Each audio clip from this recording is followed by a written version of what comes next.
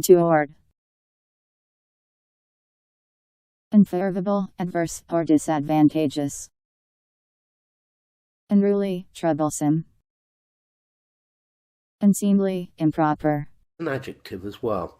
There were a few untoward comments when I was leaving the room. Okay, here, untoward, inappropriate. Yeah? Okay, not right for the situation. His behaviour was untoward. Okay? Bad behaviour or not the right behaviour. How untoward of me! For the situation. Yeah? Okay, untoward.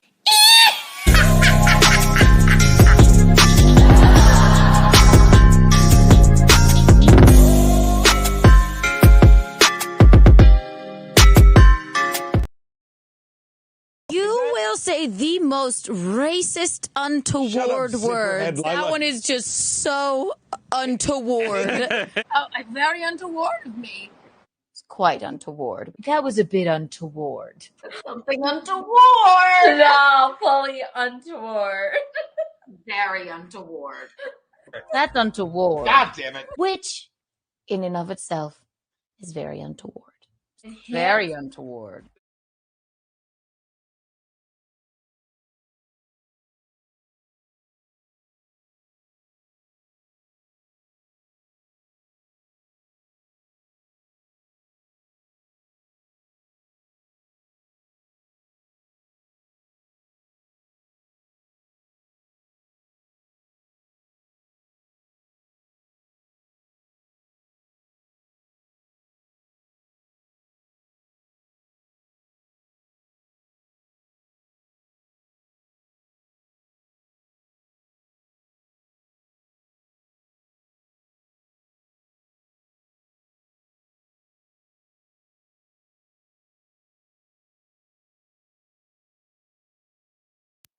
Seen, heard, felt. Seen, heard, felt. Amber. Can't hear you. Seen, heard, amber, heard, felt. Bink, bink, bink, bink, bink, bink. How about now? Not seen, not heard, not amber, felt. So untoward. Am I still muted? Tell me. I can't understand it. Perfect. All right. There we go. Welcome to Untoward Tuesday, everyone. Can you see me? Can you hear me? Can you feel me? I love that when that happens. I love just starting off a fucking show, talking, and no one can hear it. What could be a more untoward than that? I love it. I love it. Yes, the cigarette holder. It is still at my other domicile, but I will be bringing it back. Hello, I'm going to do something. You're right, Michelle Dago. I'm going to do something radical. Everybody here right now, you all deserve Kiki coins. There you go. Right now, everybody here gets 3 Kiki coins. Wow. Yes. Welcome to Untoward Tuesday, everybody. The Untoward board right here. It's blank. Congratulations to last week's winners. Congratulations. Call in with your untoward stories. I have a couple of emails to read from last week. Nina Infinity will be joining us in just a little bit. Michaeline will be here in just a little bit. And we're going to have fun. I have my bongos.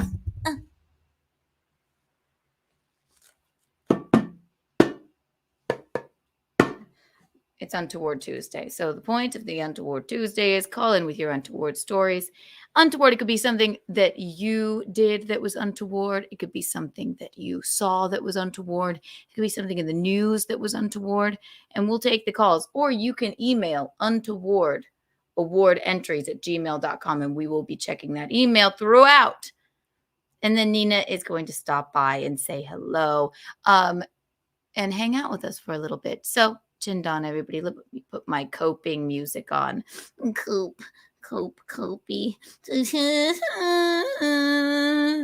Bum, bum, bum, bum. Feeding the ducks. We love it. Makes me feel happy and content. It's Untoward Tuesday. We'll get into it. We're going to get into it, everyone.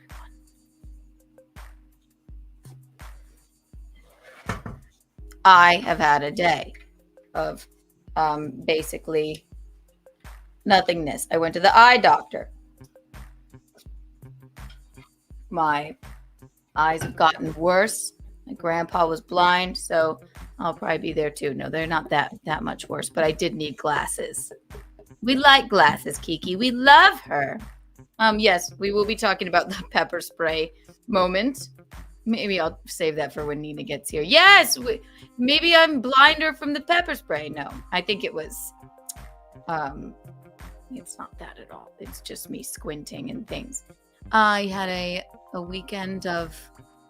It was a great weekend. 2 shows. Oh my gosh, we went to. So my betrothed Bisconti and I went to the Sons of Italy. I think that's what it was called. It was like a country club for Italian white people. And we had the best time. And then, of course, we did. I hosted, and Gino did a spot, and so did the lovely Andrew Harms for Chrissy Mears' headlining spot at the lovely Dojo of Comedy, Tiffs in Morris Plains. And then things did get a little bit untoward. I'll tell you about it. But the show was amazing. The show was amazing. We had the best time.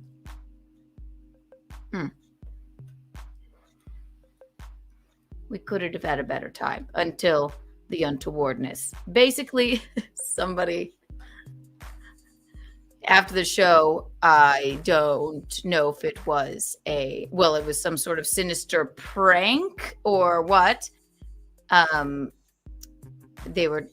They sprayed some sort of pepper spray and or mace around Chrissy while she was talking to fans, and everyone started coughing and wheezing and crying, and but everybody is okay. We're all okay. It was just some douche. Who would do such a thing? Who?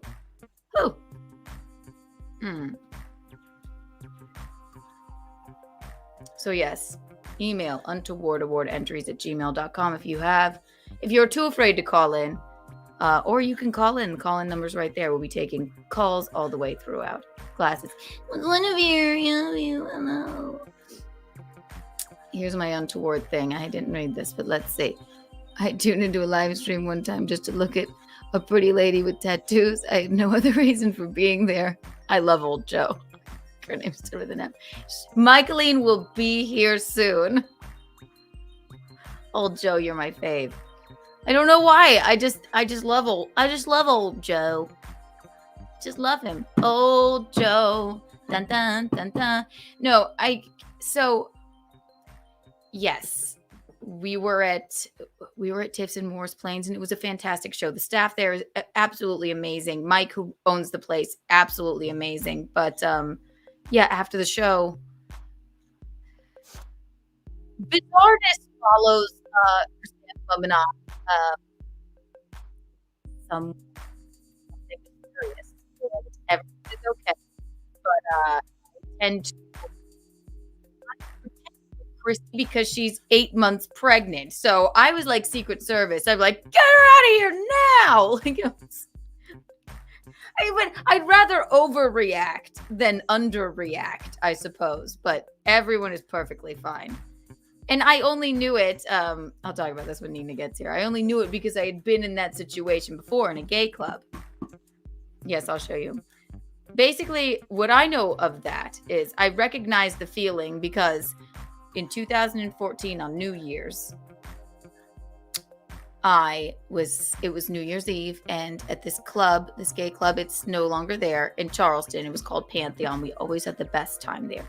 And they do a $5,000 money drop from the ceiling at midnight, so people are like all the sweaty gay people and all of the F-slur hags are,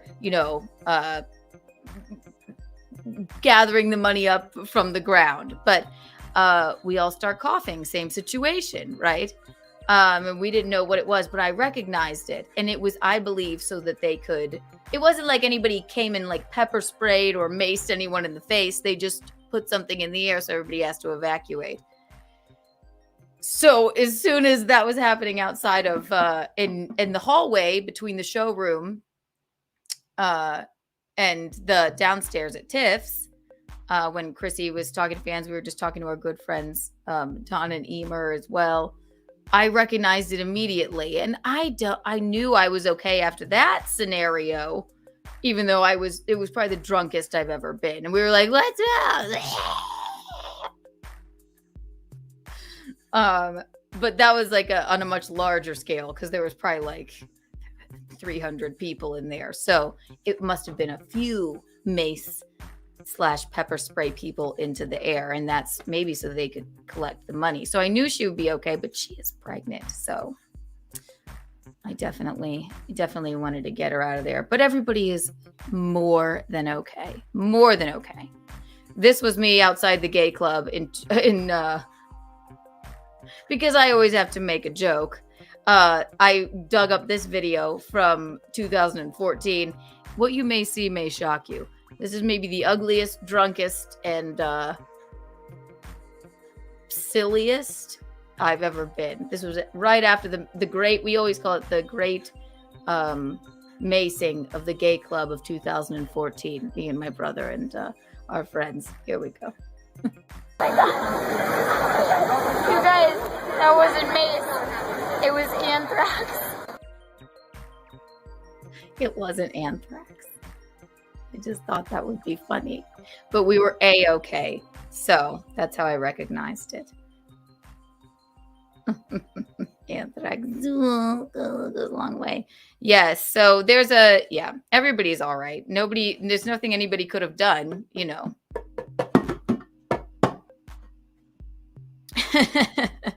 Young Kiki, I know. Young Kiki is she was a rebel rouser, wasn't she? God. Horrifying.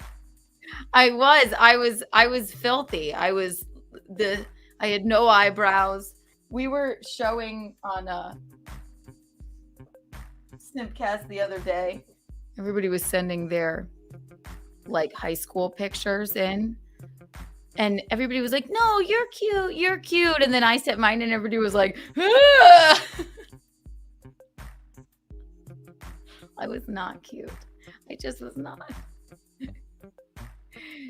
Cecil is this. Hi, Cecil. It's the best. I don't know if it's the Cecil or a fan of his. Hi, Cecil, if it is you. You look exactly like Dylan Mulvaney in that video. I know, I do. That's why she's my identical twin sister. It was very untoward. I'll play it again. This was the great macing of the gay club at Pantheon in 2014, New Year's Eve. You guys, that wasn't mace. It was anthrax. What can I say? I tend to have a good time. I think I'm funny. I'm not. Oh, hey, Kiki, much love, kiddo. Hello, Chris. Hello. Hello, everyone. Sup, cuz? Hello. Not Cecil, just a fan. Good. Well, welcome to Untoward Tuesday. Numbers at the bottom. Untoward board is empty. Nina Infinity will be stopping by. Michaeline will be here soon. Whenever let me text her right now.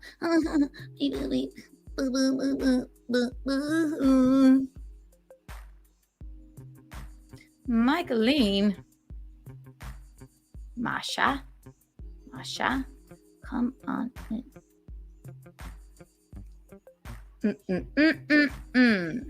We did it.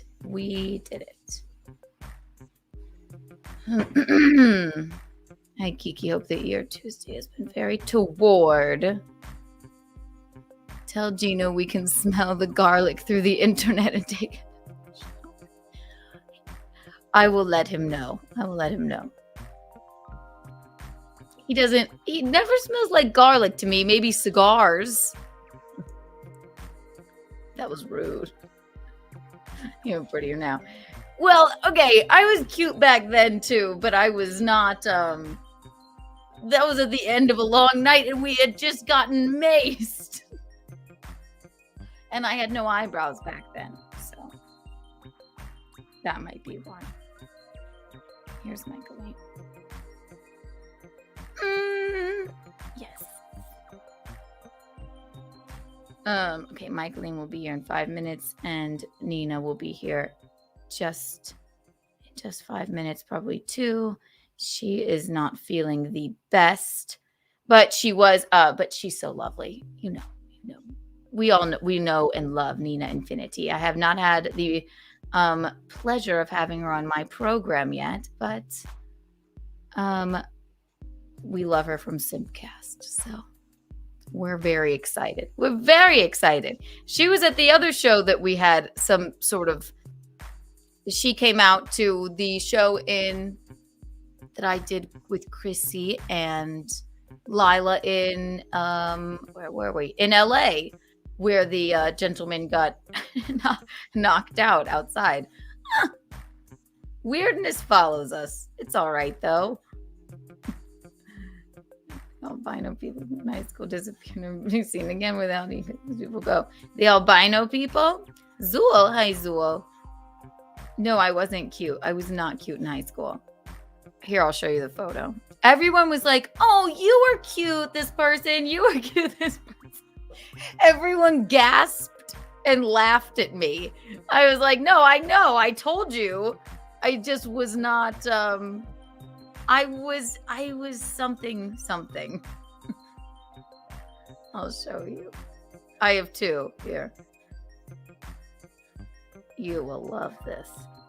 You'll be like, oh my God, this is repulsive.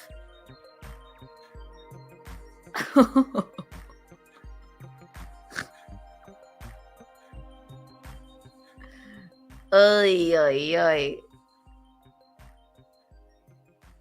There she is. There I am. High school Kiki. I look like a shitty substitute art teacher. Isn't that horrifying? You want to see me and Michaeline from when I was in high school? But at least my hair was thicker there and curlier. I thought I was cute. I really thought I was cute. They were like, oh, absolutely not.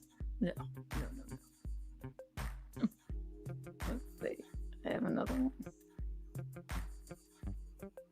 Here's me and Michaeline when we were in Montreal when I was in high school. Wow.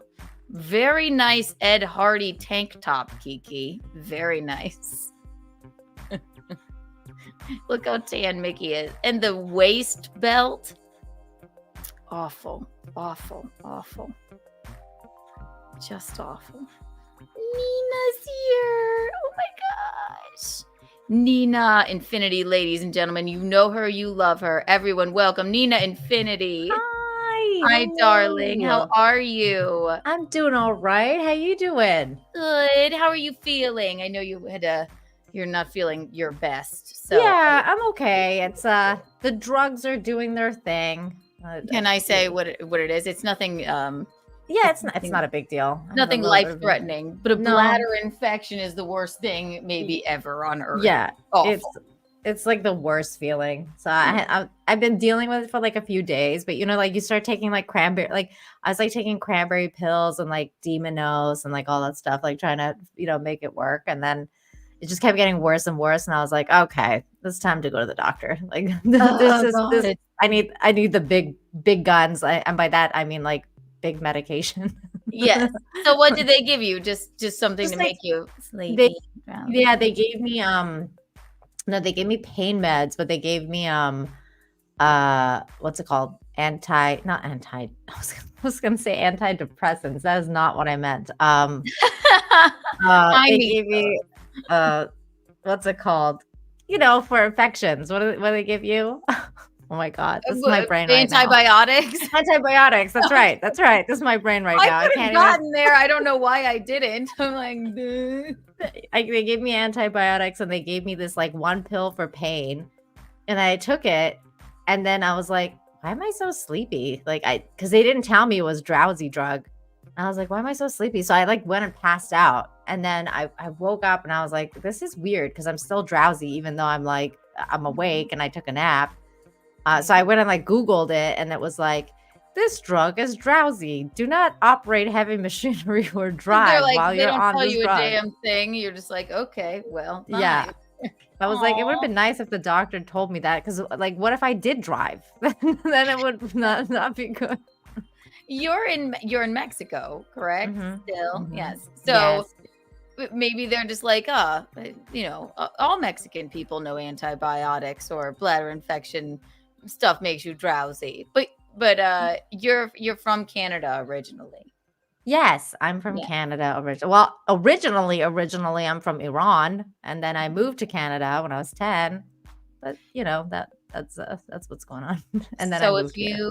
if you guys don't know her, follow her everywhere. That's her Instagram down at the bottom. This is Untoward Tuesday, where people call in or they send us Untoward stories, and then we award an Untoward award to the winner tomorrow. But and then my mom, Michaeline, will be joining us soon. There's Nina. Ooh, a couple things. First of all, you look beautiful. I love that peach color on you. You look so great. You look beautiful. Oh my gosh. And the other thing I was going to say is I've been saying the word untoward for a while now. Like since I met you, basically, it's become part of my vocabulary. And every time I say it, I think of you. It's like the best word. I hear so many people say it now because I can't stop saying it. I don't know where it came from or why I started, but it's become I tend to beat words and jokes into people's heads, So the funny thing is, like when I was in LA and I was visiting my my nephew, my little 8-year-old nephew, and he did something, and I was like, that is really untoward. And he's like, what does that mean? Like, do you know what that means? And he's like, no. And I'm like, this is what it means. So like what you just did, like very inappropriate, very untoward. And he's like, oh, and he started saying untoward, and he's like 8. Yes, we're bringing it back. We're bringing the word back toward or toward. Yeah, no, I hear people saying it all the time because I can't. I never stop saying it. I don't know where it came from. I love that your nephew's saying it though. Yeah, it's funny. He gets like an earwig. This is funny. Kiki's like an earwig. She just bores right into the brain in the best way. In a good way. Yeah. Oh my god. By the way, so like you were at the incident. I was going to wait on you to talk to you about this. So yes, we need to talk about this. It's so funny because Tiffs and Moore's Plains, and I hosted, and Chrissy was headlining. And have you ever been through any situation like this, like a pepper spray moment, or I've been pepper sprayed. Like in the face. In your face? Yes. Well, that's untoward. Why? Yeah, it's very untoward. I'm not going to tell the story of why, but let's just say I made a police officer very upset. And okay. Well, that's hardcore and untoward. Fuck that police officer. Okay. Yes. And this was like a long time ago, in a galaxy far, far away. It's another reality. This is not like, not who I am now. But yeah, it was very untoward. And it was one of the worst things I've ever experienced. And I don't mind spicy food, but when you have it in your eye, it's like the next level. Like it's just something that you can't really quite put, you can't really quite describe, but it's the worst. It's almost as bad as bladder infection, but in your eye. Yeah. It burns. It's the worst. The only reason I knew, like, it's not like, it's obviously somebody just trying to, it could have been, the theories are, it could have been, there was an angry drunk table, like to the right. Well, they weren't angry. They were just very drunk, right? Mm-hmm. They kind of fucked with all of us, except for Gino. Gino basically I mean, he doesn't hear any words anybody says anyway. So like, I was laughing because some people were saying that it was Gino that did it. Like they're like trying to suss out who it was. And they're like, so Gino was not the same, like in the same place, and he didn't get bothered by this. Like, he was, but he's okay. But the just on stage, the way his comedy is, he's never going to hear them. But they kind of bugged me. They kind of bugged Andrew Harms. They sort of bugged Chrissy, but you know, she did a great job. We all just sort of ignored it or talked to them a little bit, but in the drunk brain, they can't stop talking. I think I said, because I was hosting, so I was the first to go up, and I was just like, if you step on one of my fucking punchlines again, I'm like, okay, go ahead, lady. Try and help me with the joke. Just go ahead. So they were wasted when they first got there, I guess, even. oh wow. So maybe, and then Chrissy kind of talked to them a little bit. Then there was this, like... Can you imagine if it was some drunk girl thinking like it's like her hairspray or something? She's like, let's just like, brushing my hair up. Like, it's just There's like, another theory. Yeah, it's like, no, that's not it. it's like, oh shit. Oh my God. Wait, here's Michaeline here. Hi, Michaeline. This is my mom. Michaeline, hi.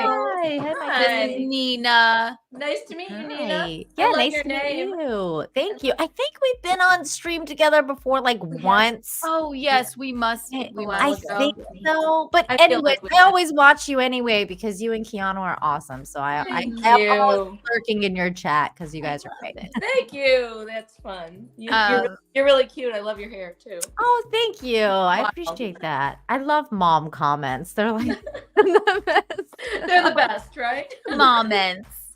Moments. That's right. Michaeline, if you don't know, we were talking about there was a situation after the show. The incident. There was an incident after the Morris Plains show. Yes. Yeah. Well, and you know what? I also hear feel that. a little bad about it because the night before, Chrissy was on the Jack show on Anna's channel, and I was there.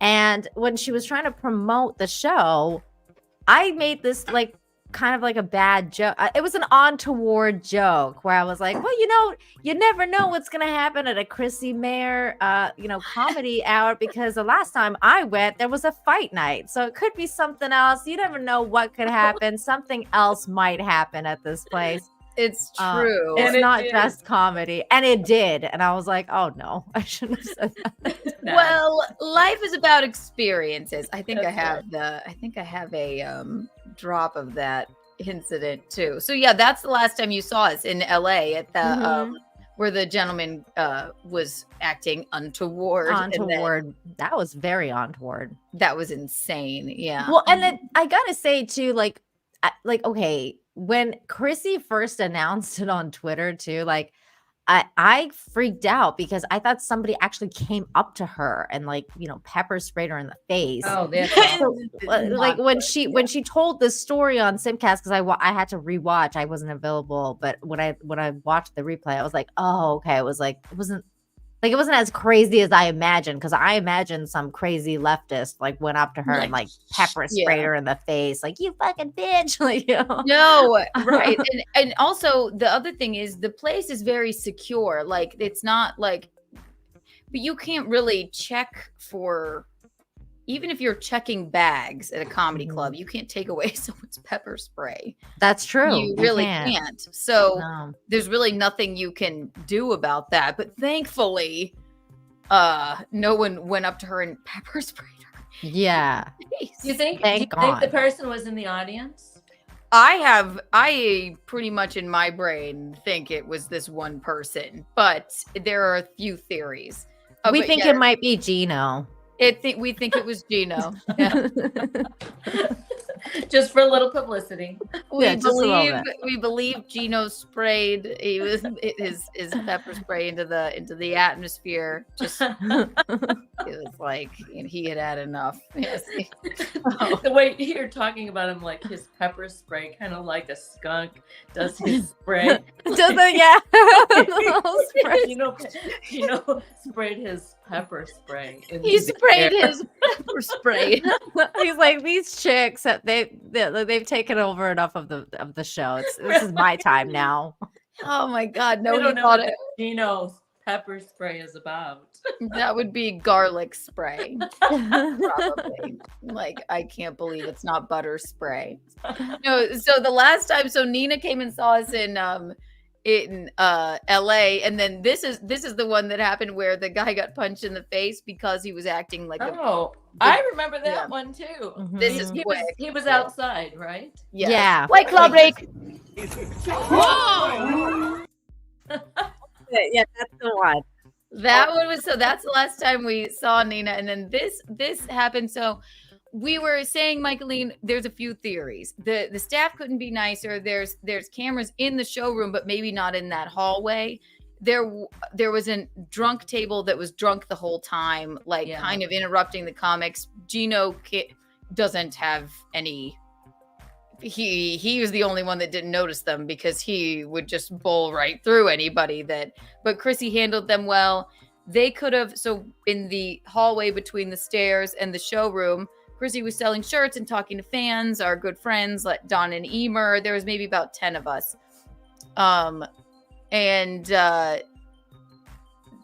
There was before, because I was hosting, I was standing there with the owner and another member of the staff. There was a guy that did come in like 10 minutes before the show was over, and he had like a book bag, and like he seemed nervous. Like Chrissy's father-in-law gave up his seat for him. He was like, I don't know, he seemed sick. Oh. And I was looking at him, I'm like, But he came in kind of late. Didn't give you a good vibe. It didn't give me a good vibe, but I'm not blaming him. But in my brain, I'm like, well, he had a book bag. But the other thing could be the bathrooms were sort of in the hallway. Mm-hmm. The drunk, angry table could have gone and sprayed a bunch of pepper spray in there. And then as it wafted out, we start coughing. So Chrissy starts coughing, and I didn't notice that. Maybe about 10-15. And then she's like, and like tears are running down her face, but I still didn't notice that. The moment I smelled it, then a bunch of people are coughing. The moment I smelled it, because remember, Mom, when I was in Charleston and they maced the air, I noticed it immediately, and I tend to overreact to things now. I like want to hit the deck at all times. Of course, you've been shot at since the shooting. I'm like, of course, and I noticed it. I'm like, we gotta get Chrissy out of here now, like stat. You just shoved everybody out. And I went, we're getting out of here. I'm like, Bisconti, grab Chrissy, we're going down now. And then we all like shuffled out into the outside. I was so embarrassed after, because I'd rather overreact than underreact. No, yeah.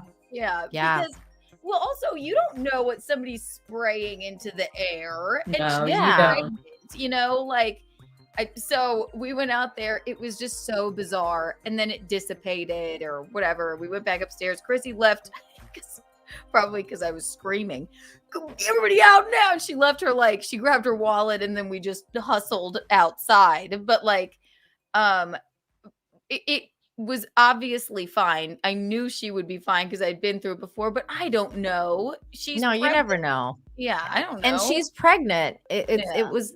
That's why when I heard about it, I was like, that's like crazy that you would do that to a pregnant woman, because you can go into labor. Like it's a really famous thing, like especially people who are like overdue and they have, you're going to have a baby soon, and they're over their due date. They tell you to eat spicy food because it induces labor.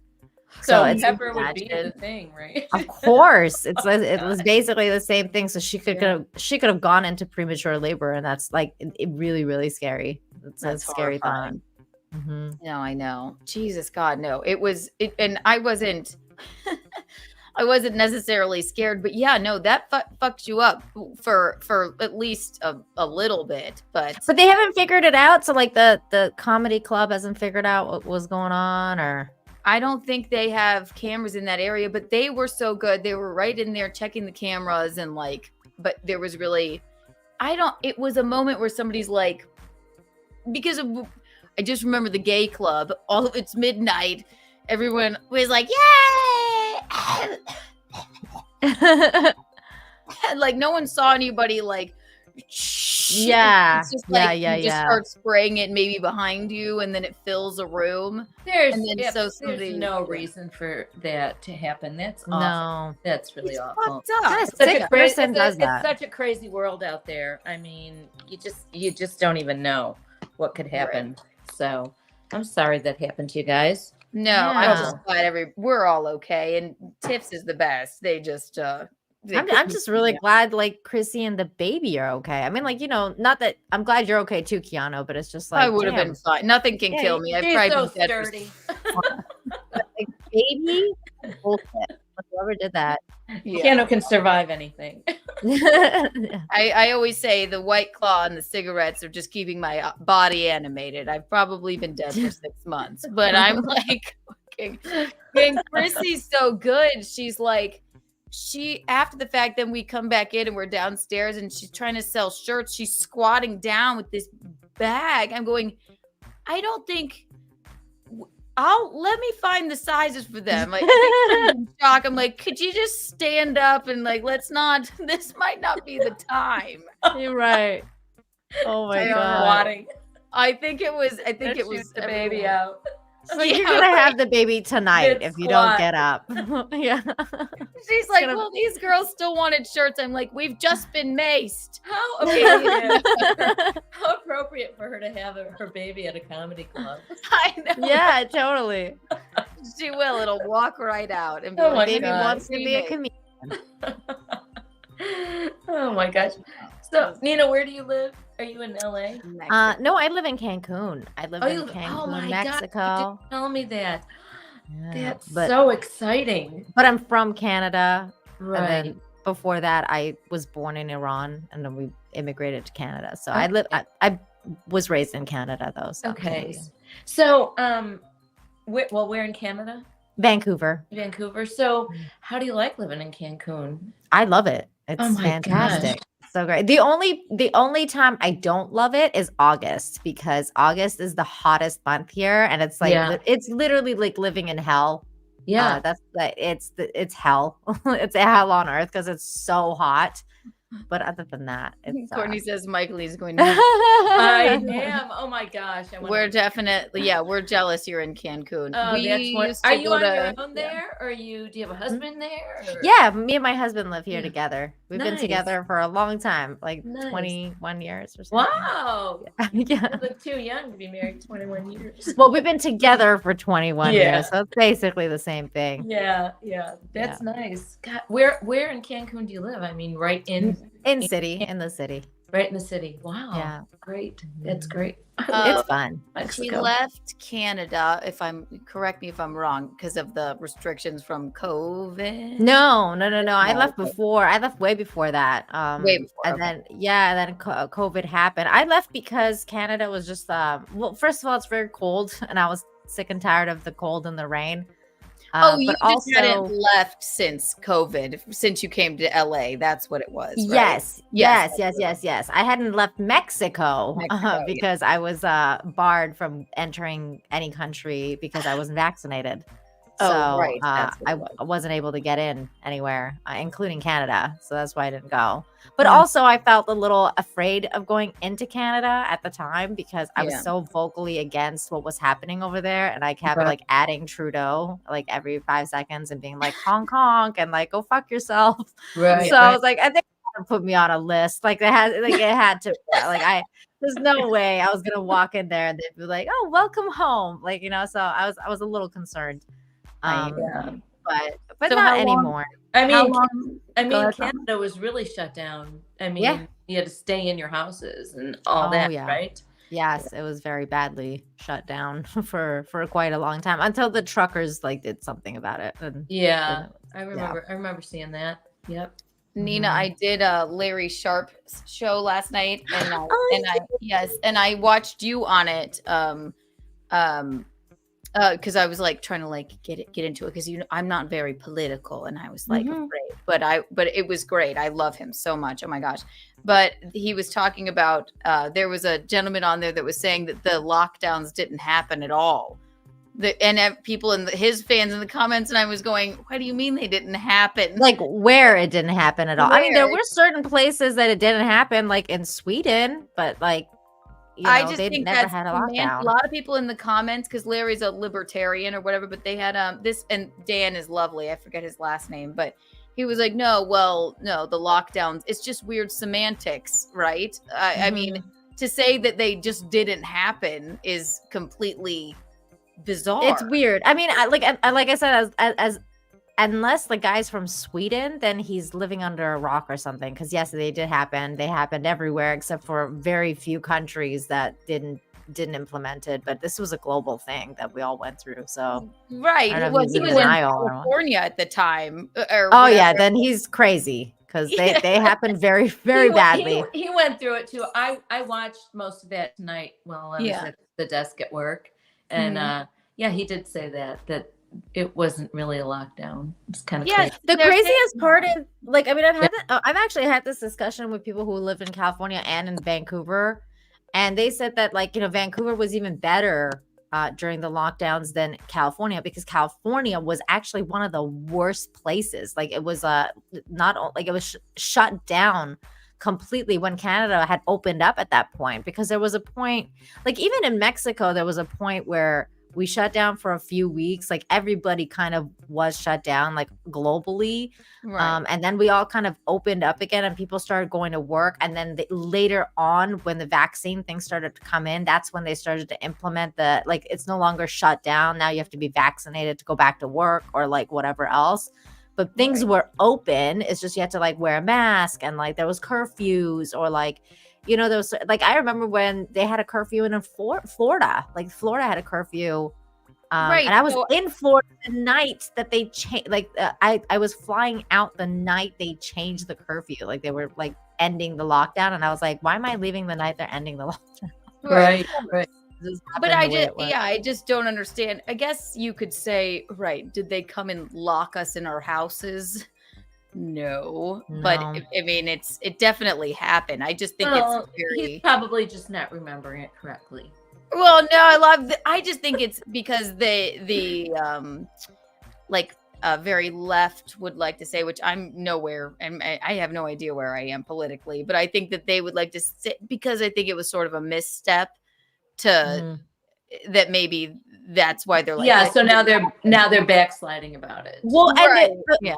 It's funny that you say that too. Like, they didn't actually come lock us in. Well, actually, they did in some places, like in Canada. Right. Like, when you were going in, you had to quarantine for 14 days. Like, if you're flying in or whatever, especially at the beginning when there was no vaccinations either, and they had the quarantine hotels that you had to pay for out of pocket, so they wouldn't even let you go home. You had to go to the hotel, and they locked you in there. And then they started having like major incidences there because women started getting raped and stuff in those quarantine hotels, and it became like a news thing.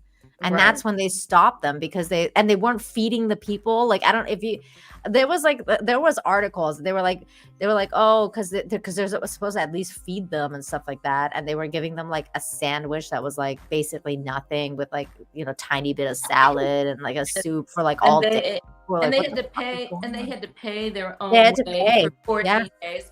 A lot of people couldn't afford a hotel for 14 days. That's ridiculous. Mm-hmm. Yeah, that's really I just found that so, because I had the best time on Larry's show. Oh my gosh. I just thought like, wow, well, all of these people in the comments, they were like Dan's fans, and I thought he was lovely too. But I just think that they're going, well, no, that didn't happen. It just, you guys. Maybe he was joking. Was he being sarcastic? No, they weren't being sarcastic. He wasn't. Yeah, he wasn't. Wow. Yeah. It was bizarre. He wasn't. That is so weird. Yeah, because in New York, well, Larry was saying too, like in New York, I went to South Carolina when that was happening, because I'm like, what am I gonna do? Sit here with my dick in my hand in my apartment? You don't have a dick. Pots and pans out the window. Like, you get tips. Yes. So then I said, yes, it was much more lax in South Carolina, but they're like, you weren't locked down. I'm like, well, we kind of were. I mean, things were closed, and so it's just the weird semantics of it all. It was weird in Cancun, like, because like I remember like especially the first 2 weeks or whatever. Remember like the 14 days we all did that one. Like remember the 15 days or the 14 days to flatten the curve. Everybody did that. Everybody did that. Right. So I remember in that 14 days, like everything was shut down. Like literally everything. Like the streets were empty, and there was a point where, like I was sitting in my backyard, and like all of a sudden like the birds stopped chirping, like and that's really rare for Cancun because it's such a like it's a tropical place, so there's always birds going off. Right. And at one point like the birds stopped singing and there was no car sounds or anything, so it was just like this very eerie quiet sound, like this just like no sound. You could hear a pin drop, and I just like sat there thinking to myself, am I dead? Like, is this purgatory? Like, did we die? Like purgatory. Yeah, I was like, is this like, I thought like maybe China nuked us or something, or like did North Korea nuke us and like we're all dead now and this is purgatory and we're all just sitting here like wondering what's gonna happen in this silence. And then even the like birds left. They was were so crazy. And then the other funny part was in Cancun, and I still laugh at the sound, but in Cancun, you know how they have like hustlers and they're always like hustling and selling stuff and everything. So there's this one guy that's always like on a bicycle, and he has the clown horn sound. So he'll drive around, like he'll be like and so like he'd be driving around, and I'd be like going off on Twitter or something about how this is clown world. Like, my God, the clown world is like just taking over. We're in the clown dimension. And this guy would be driving around going and it was the only sound in Cancun. The only sound was just one clown car. Like, what a fucking nightmare. I was like, this is so funny. It was funny.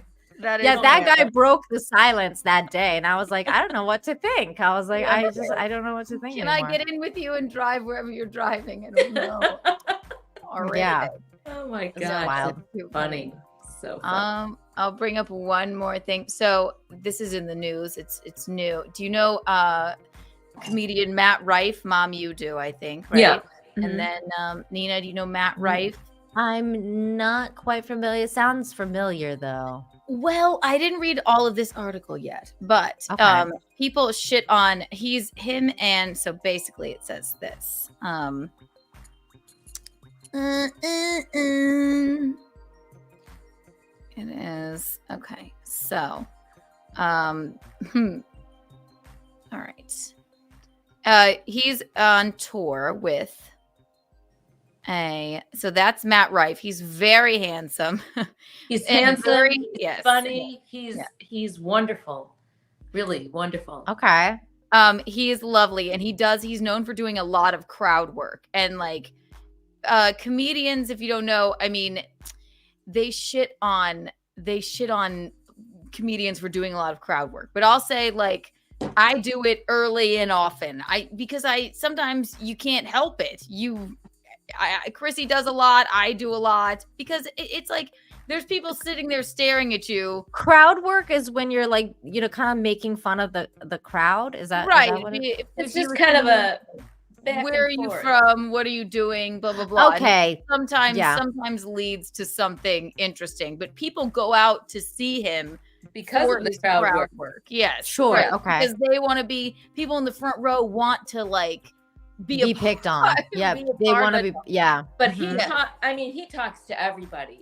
Yeah. He's a master at it, and really, really hilarious. So old school comics shit on people for doing crowd work. It goes like 20 minutes of crowd work in the hour. It's like, well, fuck off. Then don't go. If that's why people come to see us, then fuck you. I mean, we all have jokes and things, but it pays to talk to people. So stand-ups explain why it pays to sharpen crowd work skills. It keeps me on my toes. And this is very new because all of the old school comics would say that's just a crutch, blah, blah, blah. You should be able to get up there and just do your 20 minutes and blah, blah, blah. But sometimes it doesn't always go that way. It just depends on like what if the room is horrible or, especially in New York, if you're in a basement and there's 10 people there and the ceiling is dripping with, oil. Yeah. I'm like picturing this in my mind. Right. And we're going to go like, hey, like, why would you, you're going to talk to the people. So now it's like a new thing because Matt Rife brought it back. That's what it seems like to me. He's on tour with, this is going terribly. Matt Rife announces it's a problematic shows. At his problematic shows in Los Angeles, Dolby Theater, this is a repartee with a young female fan who initially, and this is about more like how it can go wrong, and I have a story about that too. After mining for more information, she's from Cincinnati, and that's about it. Rife cuts the interaction short and addresses the crowd directly. It isn't always like what you see online, he reveals. Although we've seen online in the reason many of us are here, quick hit content, Rife's crowd work has gone viral so frequently. The stand-up is now synonymous with his off-the-cuff witticisms. Now Rife is headed for household name status. I feel like he almost is there. Yeah. Making his Netflix debut last November with a special that incensed critics. Okay. Yes, of course they're going to be incensed. In the days before this LA show, Rife responded with an apology that But what happened? It said why is he apologizing? Because people It said something went wrong, interjected to reveal that the two share the comedian's home state of Ohio in common. After mining for more information, she's from Cincinnati, and that's about it. Rife cuts the interaction short and addresses the crowd directly. It isn't always like what you see online.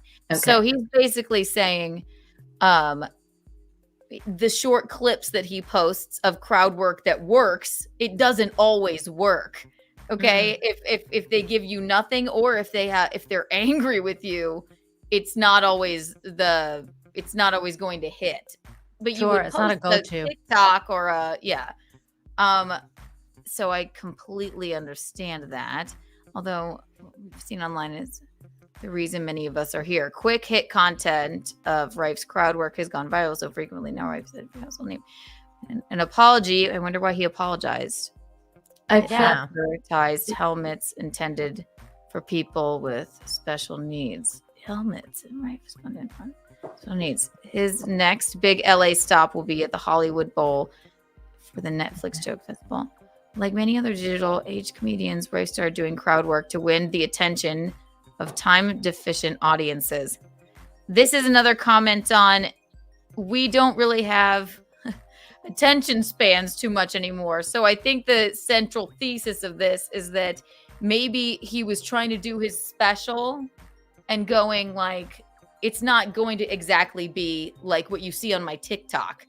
You're going to watch me and my jokes, and maybe not every single crowd work moment hits or will go viral, or maybe they don't want to be talked to. Or I do think any content that's stand-up related is better for sales.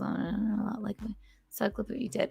I actually thought the crowd work was magical. Was this magical thing that not only couple comics did. I never thought I was wild enough to do it, explains New York comedian Hannah Berner. Hannah Berner is she's from Summer House on Bravo, and she's blowing up now too. For Berner's early comedic career, it's high risk, high reward. That's basically it. Because once you gain the audience's trust, it's the best feeling in the world. You ride that momentum, she says. I also sometimes am just too nosy, and I want to know how long two people are dating based on their sitting together. So I completely understand that notion to want to do it. I just hate the notion that you're a terrible comic if you do too much crowd work. And anybody who watches him, he is not a terrible comic at all. I'd like to see anybody keep that pace up with what he does. Honestly, he's absolutely brilliant. Right. I actually really like crowd work comedy. There's a guy that I really love. His name is Sugar Sammy. I don't know if you've ever heard of him or not, but he's from Quebec. He's a Canadian stand-up comic, and he does a lot of crowd work stuff. And I just love it. Like I just go to like his YouTube channel and I watch just his crowd work because it's really funny. Because sometimes he like, like you said, Keanu, like some people are there for that because they love that banter and they want to be picked out or whatever. Like, Right. so he'll look like for kind of like a mark. Like he'll be like, okay, let's see, like, who's there to be made fun of? Like who's like the easiest target, Right. And usually like he'll go to like somebody from the United States because they're really funny to like it's just that like their reaction is really funny, especially towards Canadians. So like he'll just start like making fun of Americans or like, and he doesn't like really like not just Americans either. Like he'll make fun of anybody because he's East Indian. So he'll start making fun of like Middle Easterns and like, like all that kind of like anybody in the crowd. And he's like not scared to do it. So like, I like that style of comedy. So I think like, I actually want to go watch this guy's stuff now because I think, you'll like love that, him. that's not, I like the banter and I like, what's the word? Like improv comedy where like something happens in the crowd or like you just have to pick out whatever it is going on and Like make fun of someone it is and just being be like, on yeah. no. Instead of the scripted. Not that the scripted is not funny or good. It's just like I like the improv style because I think it's just like it's a little bit more real because you're like you're there and everybody's kind of witnessing it at the same time. Cecil, right? Yeah. Cecil says, I've told him, I'm like, you need to start doing like improv comedy because the last time I met him, this dude is so funny. I'm like, you need to just go into a club and just start like doing improv comedy. He's absolutely hysterical. Like he could 100% roast anybody in the audience. And 100. It's not the thing about Matt Rife is the comedians hate him because he's attractive, he's nice, personable, and then I don't think he leans on crowd work, but he's really good at it just off the cuff, right? But so what's the better thing? And what you said about like you like to see it because it's something new, not that what your jokes aren't funny, but it's funny to see what happens and how quick and funny you are when you are doing crowd work. So, exactly. Like when you're on the spot and you haven't had time to prep. Like, are you actually funny? Like in real life, you know what I mean? Like exactly. I feel like there's a different talent that comes with that. Like, and that's, it's not just improv comedy either. It's improv acting is like the same way. Like, are you like an actually like, a Broadway like scripted good actor, or are you an improv actor? Because improv actors are totally different. They just vibe differently. Yeah,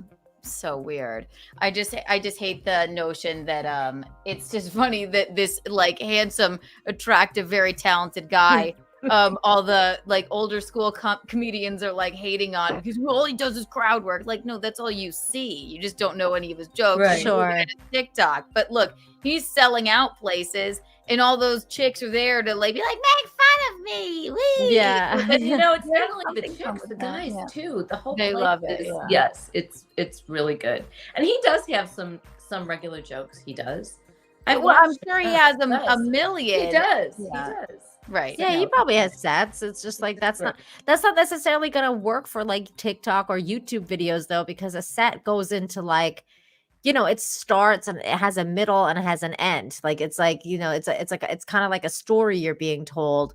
So you can't really clip out parts of your sets as easily as you would with like improv, or banter, like this back and forth thing.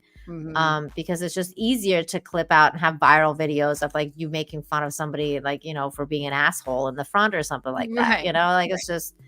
It's way more viral-esque. No, yeah, I know people like shorter attention spans, and also you don't want your like. Maybe I don't want if I haven't put out a special with my jokes in it, then maybe I don't want my clip online to be one of my jokes. Yeah. So put out the crowd work moment that isn't going to be in your special because there was a weirdo sitting in the audience. Yeah, yeah, totally. I'm sorry. Go ahead, Mama. He said he was almost about to give up comedy until he started doing social media because he didn't want to do that, and he was just about to give it up.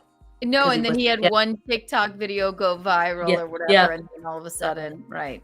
Wow. Yeah, and I'm guessing he's also not gay because usually, you know, like the straight white males is the ones that they're making fun of nowadays. So No, feel yeah, like- he's not. Right. He's just He's not, but he could be. I mean, he's sort of that seems- because the he's gay so guys are the pretty. best looking. He Right. is. He's so Yeah, pretty. He is. Yeah, he is so pretty. Really. No, it That's just funny. I like him so much. I'm gonna look up those other ones. Cecil, who was the first one you said? You got to, yeah, you should check out Sugar Sammy. Cecil's just the guy that we hang out with, and I yeah, think he should be a you've seen comedian. Cecil before. He's been he's a He's streamer. a weirdo that wears the mask and like sometimes, and he's got the He's on you know, Gino's show a lot. Yeah. and he Okay. comes on Gino's show. Okay. Did you get to go to Anna's wedding? You did, right? Yeah, I Did you have did. so much fun? That's where I met Cecil in real life. Yeah, Oh. yeah, She yeah. was showing us her cake on Simcast. Oh, the other God. day.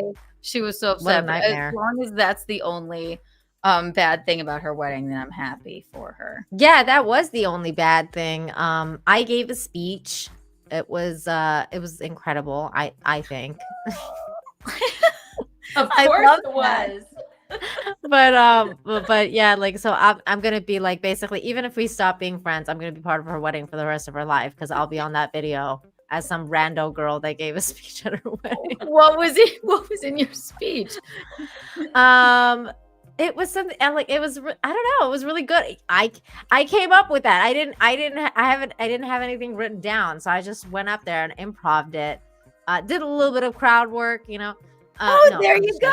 joking. See, you know the But- deal, all right?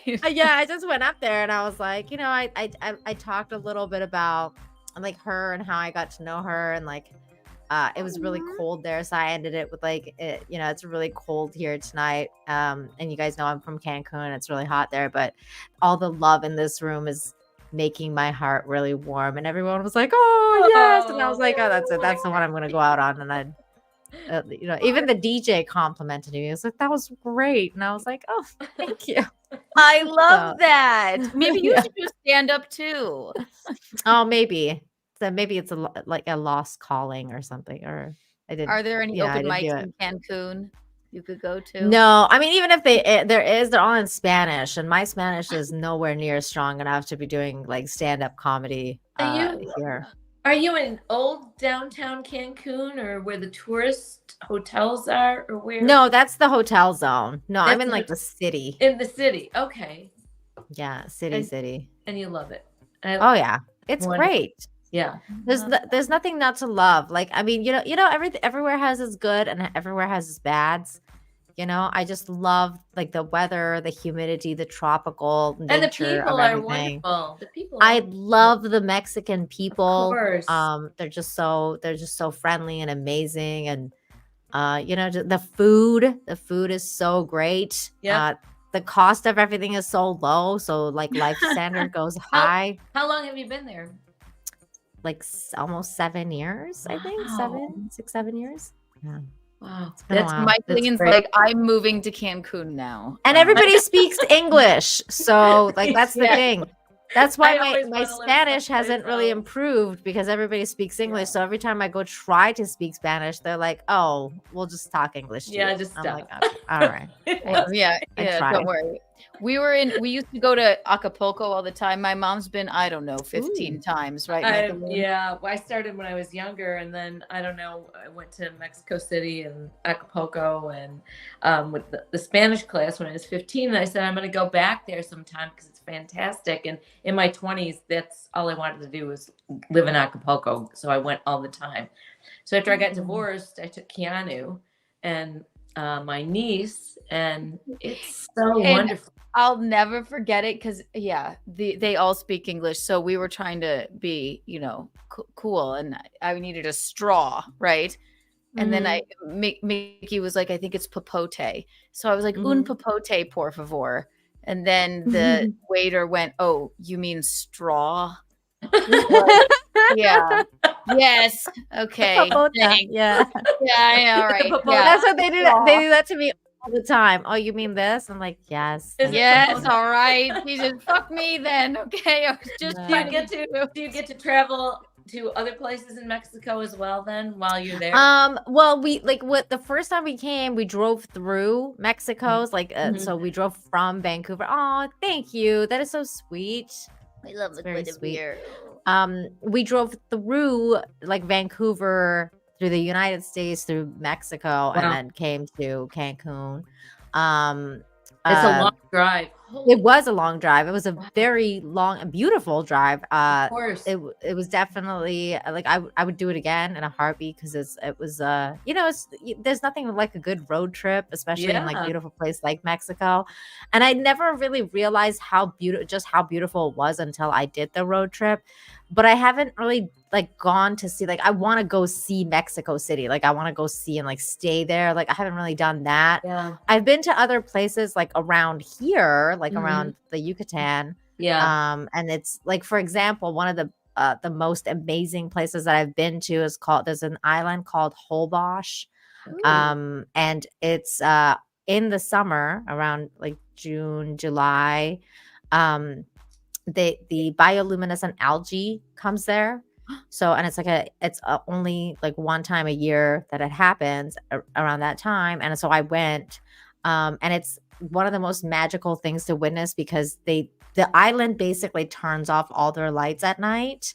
And so it becomes like pitch black in the city. So you can see all the bioluminescent algae that is on the surface of the water. And it basically looks like the night sky. So you're just you kind of look up and the Milky Way is above you, and then on the ocean floor, it's kind of like reflecting the same way as well as the bioluminescent algae. So you look like you're walking among the stars. And it's one of the most like surreal, kind of like it's a paradise place. Like it just looks like paradise. So like I've been around like a lot of places like that. I've been to Ekbalam, which is like the pyramid that you can climb, and I've been to Chichen Itza, which is the eighth wonder of the world. I saw like that pyramid. There's a lot of pyramids and stuff that I've gone to Tulum.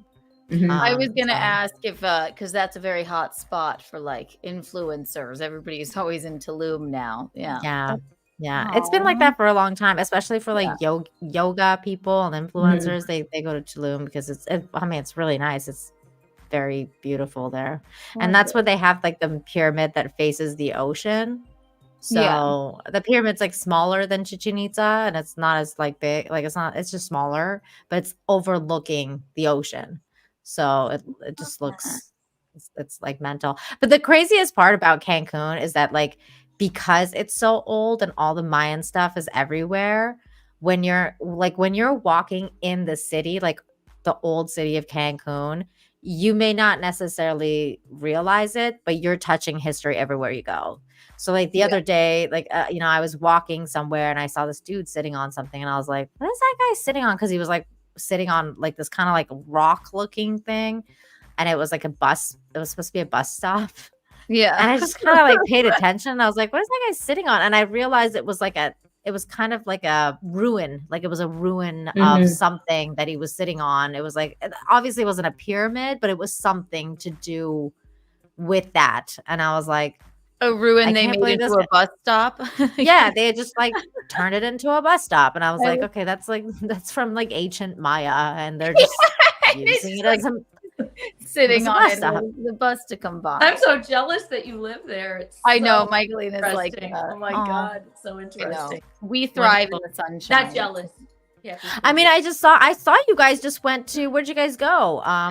We go to like the Dominican Republic. It's it's this very cool vibe, kite surf community there, and so cute.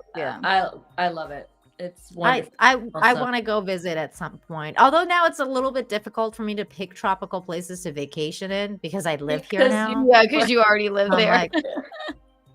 Yeah, do I want to go to another tropical place? Like I've seen all the palm trees. This is where I live, right? Yeah. So now I want to go vacation in cold places. So like I like going to vacation in Canada so I can go see the snow and like remember like what it was like to be cold. Just when I went to LA for Anna's wedding, It wasn't even that cold, but it was cold for me because I've acclimated to here. And I was like, oh, I remember why I moved to Cancun and I don't like the cold because in August I'm the opposite way. I'm like, I just want to face plant in the snow. Right. But then you like spend a little bit of time being in the cold, and I'm like, Yeah, oh, I remember why I left. Okay. Yeah, all you need is one day in the snow, and then you're done. We're good. We've done it. I'm from Chicago. Exactly. One day in the snow, I'm done. That's it. Yeah. I have one. Here's one super chat. I guess this is a question for you. What are the rules about metal detecting there? Thank you, Happy Plague Doctor, for the $5. I don't know how to answer that. I don't think. About like on the beach. Yeah, you could do it. I don't know. I've never really spotted anyone doing that. I think you could do it. Why wouldn't you be able to do it? I doubt there's any rules about it, but thank you for the $5. I think the only rule that there is about the beach actually is fires. Like you're not allowed to have like a bonfire on the beach. Like you need a permit from the city.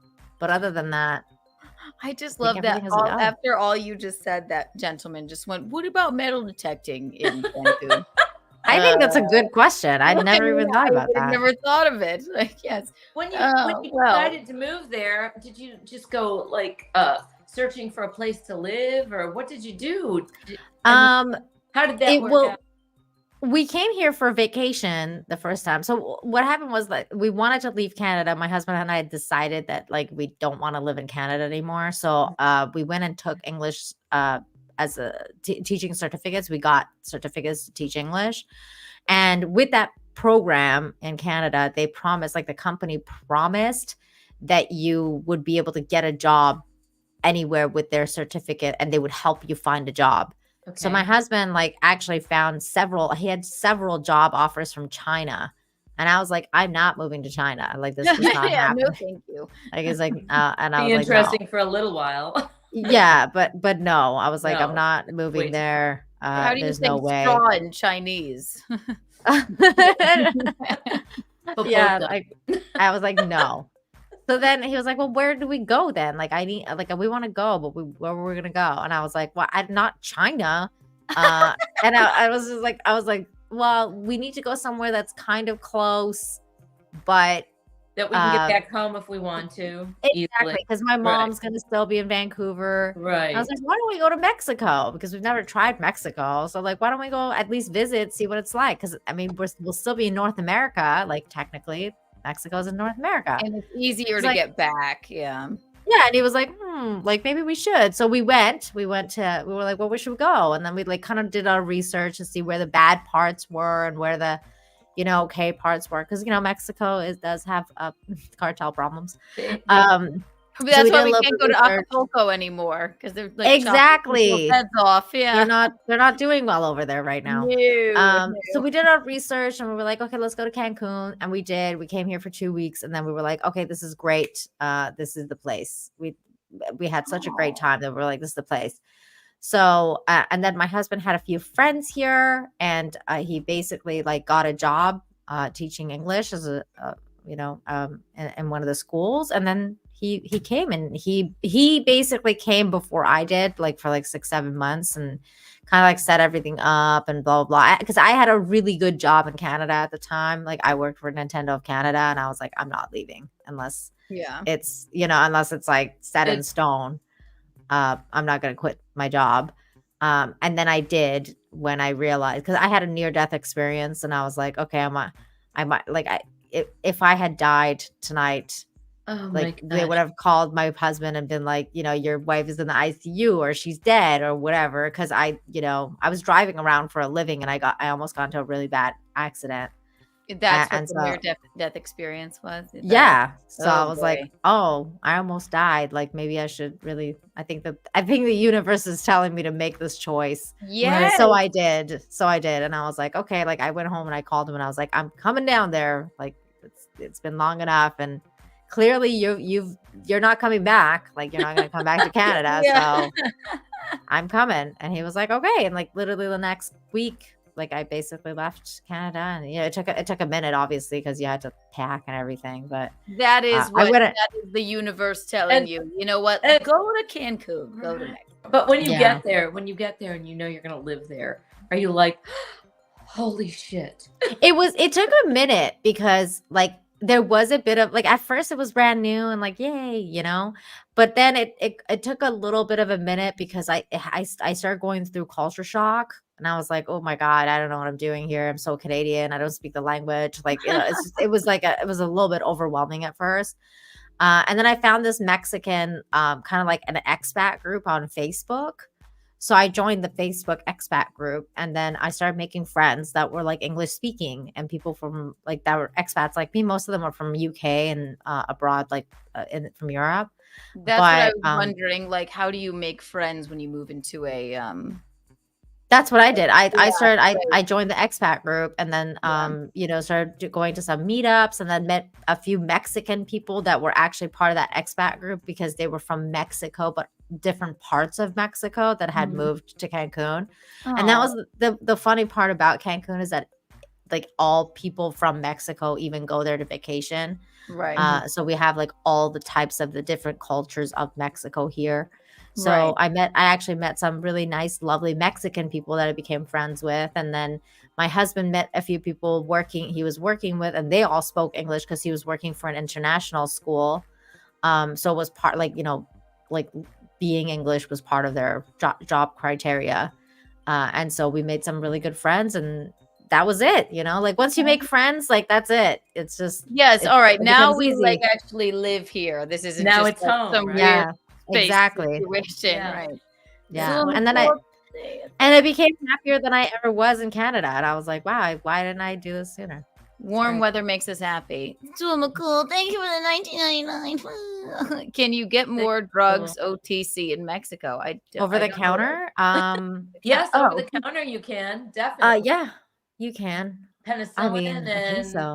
everything. Yes, over the counter you can. I'm not a huge drug person, so I'm not always like, what kind of drugs can I get? You know, No, so I but don't really know. It's true. It's always I think been that I think way. he means prescription. Like, No, I know, but even I'm not even into like prescription drugs really. So like I don't like people have asked me this question before and I'm always like, I don't know because I was never really into like, you know, buying drugs, just generally speaking. I've been into like vitamins. Like you asked me if they can sell me vitamins. I'd be like, yes, you have this vitamin and this vitamin, but yeah, because other than sometimes people go to ibuprofen. Canada and in the US to get their prescriptions.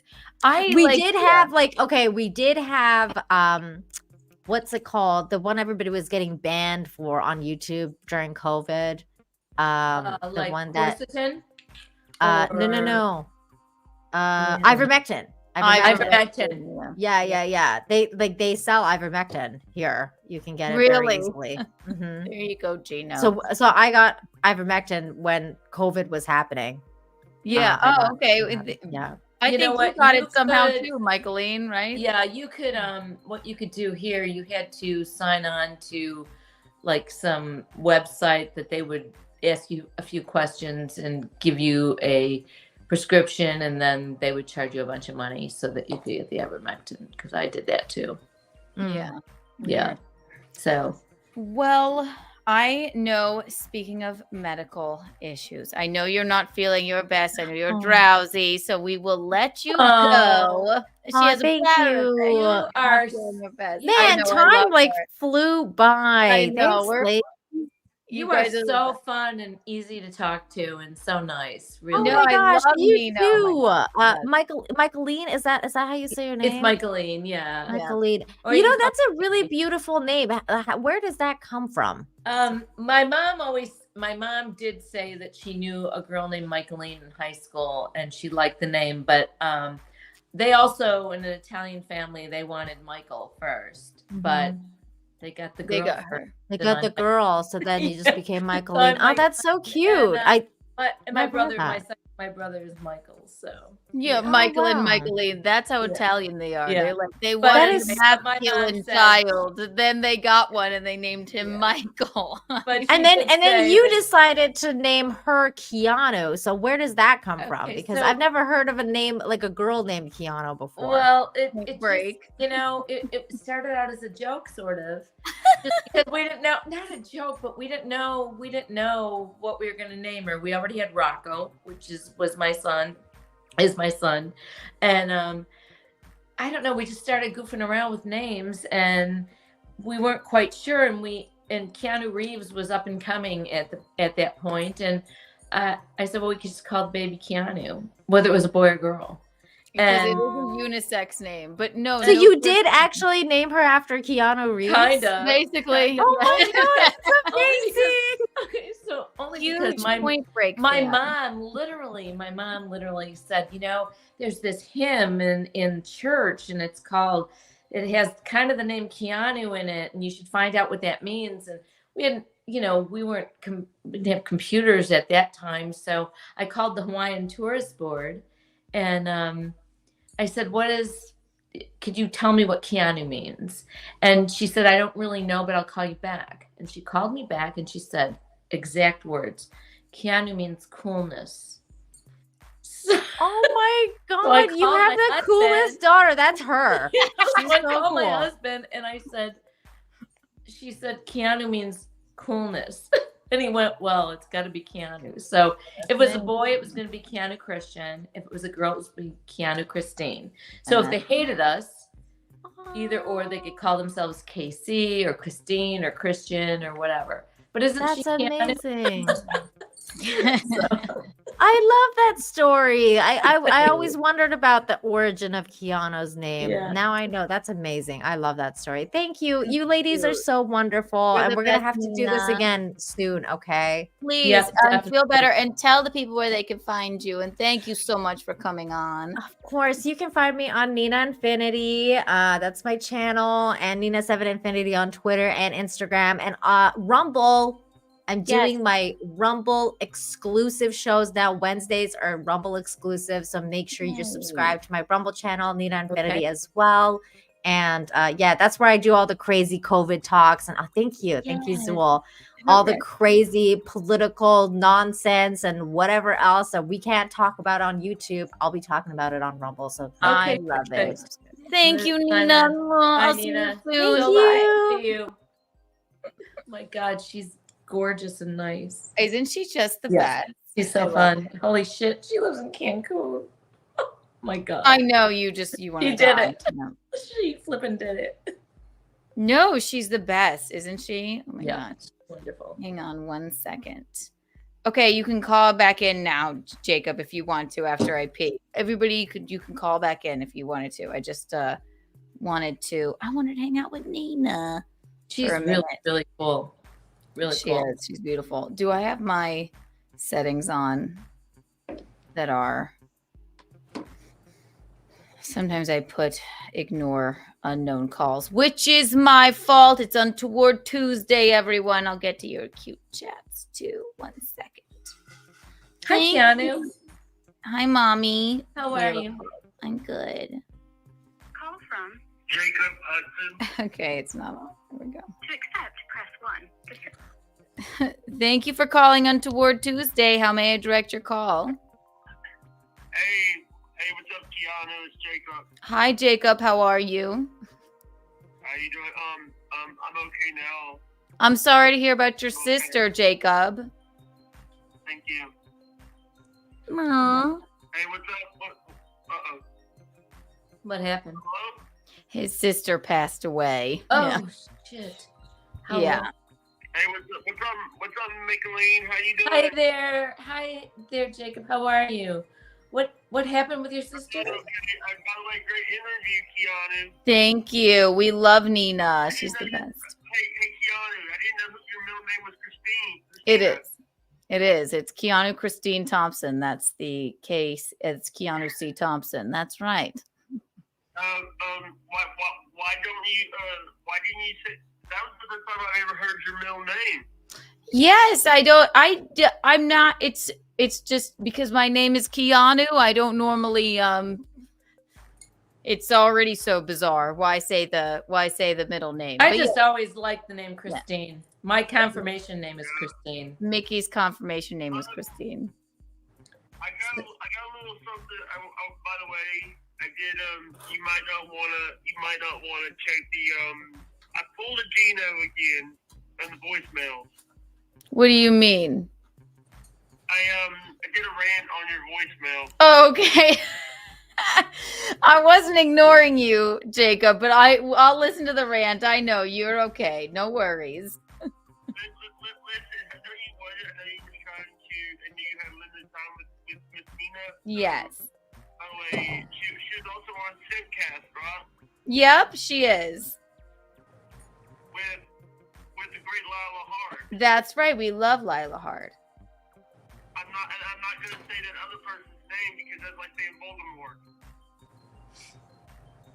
You know the person. Oh, okay. I'm not sure, but I will maybe. Oh, Chrissy.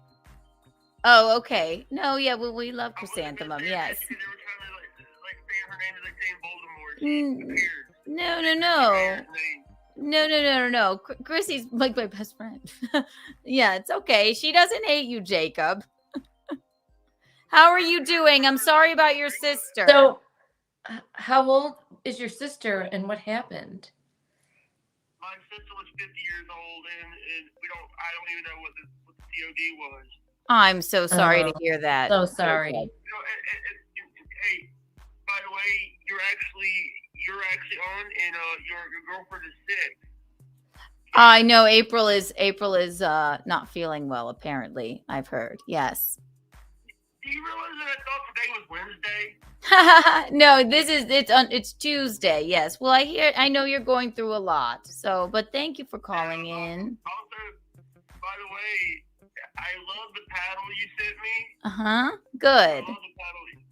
And the thing is, it's like, you know, the thing is also the shirt. Anytime I come on the show, I will wear the shirt.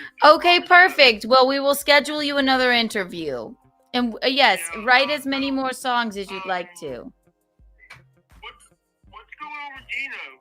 He's sleeping. By the way, I saw the clip of there's two people, almost three people shirtless on In Hot Water. I know, I saw that. They had a rebel rousing day. That was a good episode, wasn't it? And Chrissy was there. Chrissy was yes, there. She was. You guys only Mondays are at Compound. No, she was a guest because that was her friend. I forgot her name, but yeah, no, it was a great episode. So thank you for tuning in. Oh, Jacob. Okay, well. I was not tuning in. I was basically watching Twitter because he posts In Hot Water posting clips. Okay, good. Well, if you ever, everyone subscribe to Compound Media. They had a great episode today. I can't remember the lovely woman's name, but yes, subscribe. And thank you, Jacob. We'll talk to you soon. All right, love you. Love you. Bye-bye. I know her name. I saw part of it anyway. What was her name? She was so gorgeous. She was so beautiful. What does she do? What does she do? I think she's like a I think OnlyFans sort of she was beautiful. You know the other thing about her? Her name was kind of Damiani or yes, Italian. Like oh my god, so gorgeous. What the hell? You just have to look back and see what her name was. Yes, maybe we'll have to get her as a guest on the show. I'm sure that Damiani could. Yeah. Fuck, I can't remember her name. I can't remember it either. I know, but yes, tune in Hot Water today. It was wonderful. Also, I'm gonna pee and then I'll get to. Oh, look, wait here. Thank you for the gifted membership. Thank you, Psychotic Mongoose. What a name! That's cool. Everybody here right now. Let's get. Oh my gosh, you guys! Everybody Psychotic here right Mongoose. now. Yeah. I'm going to do something radical. Thank you for the gifted membership. You get 100 Kiki bucks. And everyone here right now, you all get 12 Kiki bucks. And also 2 Kiki coins. Wow. Thank you. Happy Plague Doctor. We read that. Happy Plague Doctor. Thank you for the $10. I have pictures of my daughter on a swing set behind playground closed signs. It was a silly time. I love Happy You were Plague rebellious, Doctor. obviously rebellious. Yes, I love that. Here's your very own Kiki Bond. Yeah, right.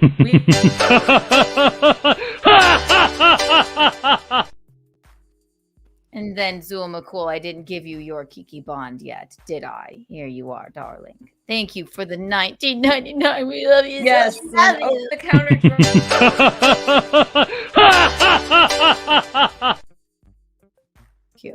No, I love Nina. If you need them. What's that, Mama? If you need like an antibiotic or whatever, over the counter drugs available in Mexico. Not like it's not like in the United States where every doctor and every drug company is trying to save you from yourself, so you can't get a hold of anything unless you have a prescription. You've got to come in and pay for the visit and have them diagnose you and then write you a prescription. It's true. It's true. I don't like that. Very true. Michaeline, can you distract them while I pee? Sure, as long as you come back soon, and then yes, I'll play the harmonica, and then I have to pee too. Okay, great. Hi, Keanu. Hi, Mommy. I feel like I haven't seen you in so long. Oh, it's been a long weekend. Goodness It's been a gracious. long week, really. All right, BRB. Okay.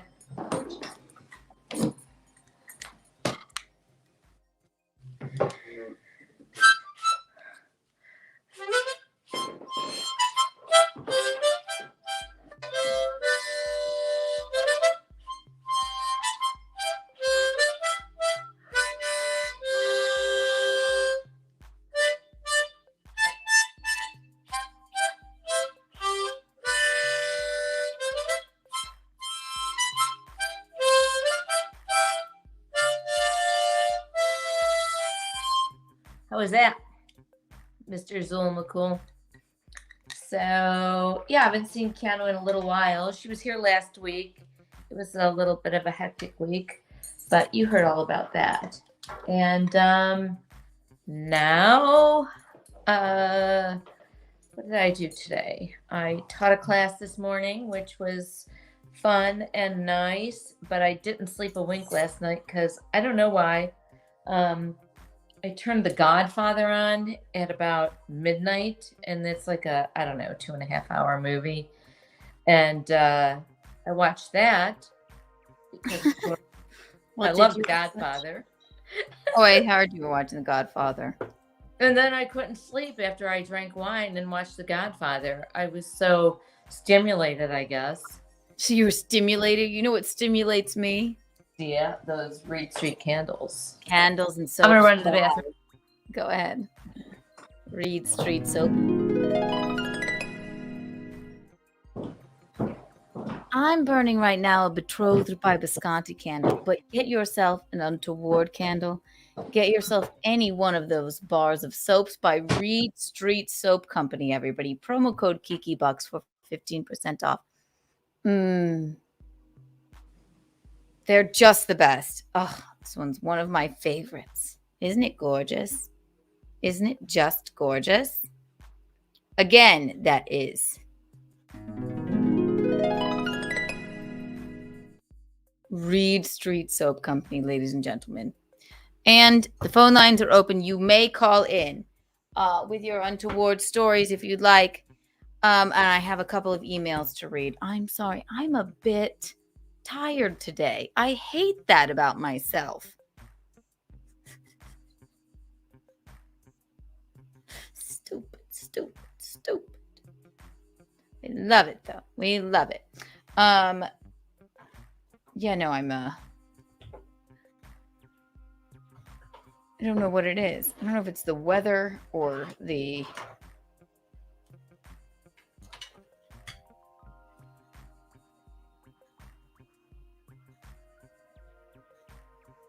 I don't know. I slept pretty well. I'm just a bit exhausted. So call in and wake me up. Untoward board, completely empty except for the emails I have to read, which I will read. And also, the 3D Kiki coins, the first round of them are in the mail. Visconti took them to the post office today.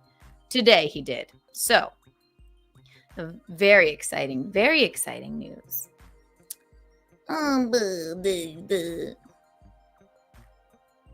Hi, Simon. In Mex, you can get tons of meds over the counter. I love that about Mexico. I love it. We love it. All right.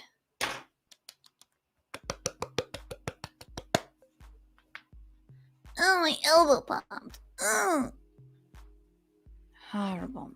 Oh, should I play the voicemail? Yeah, so I couldn't answer whatchamacallit's Jacob's phone call. So he left me a voicemail, and it doesn't seem to be very toward, but he understands, I suppose, now.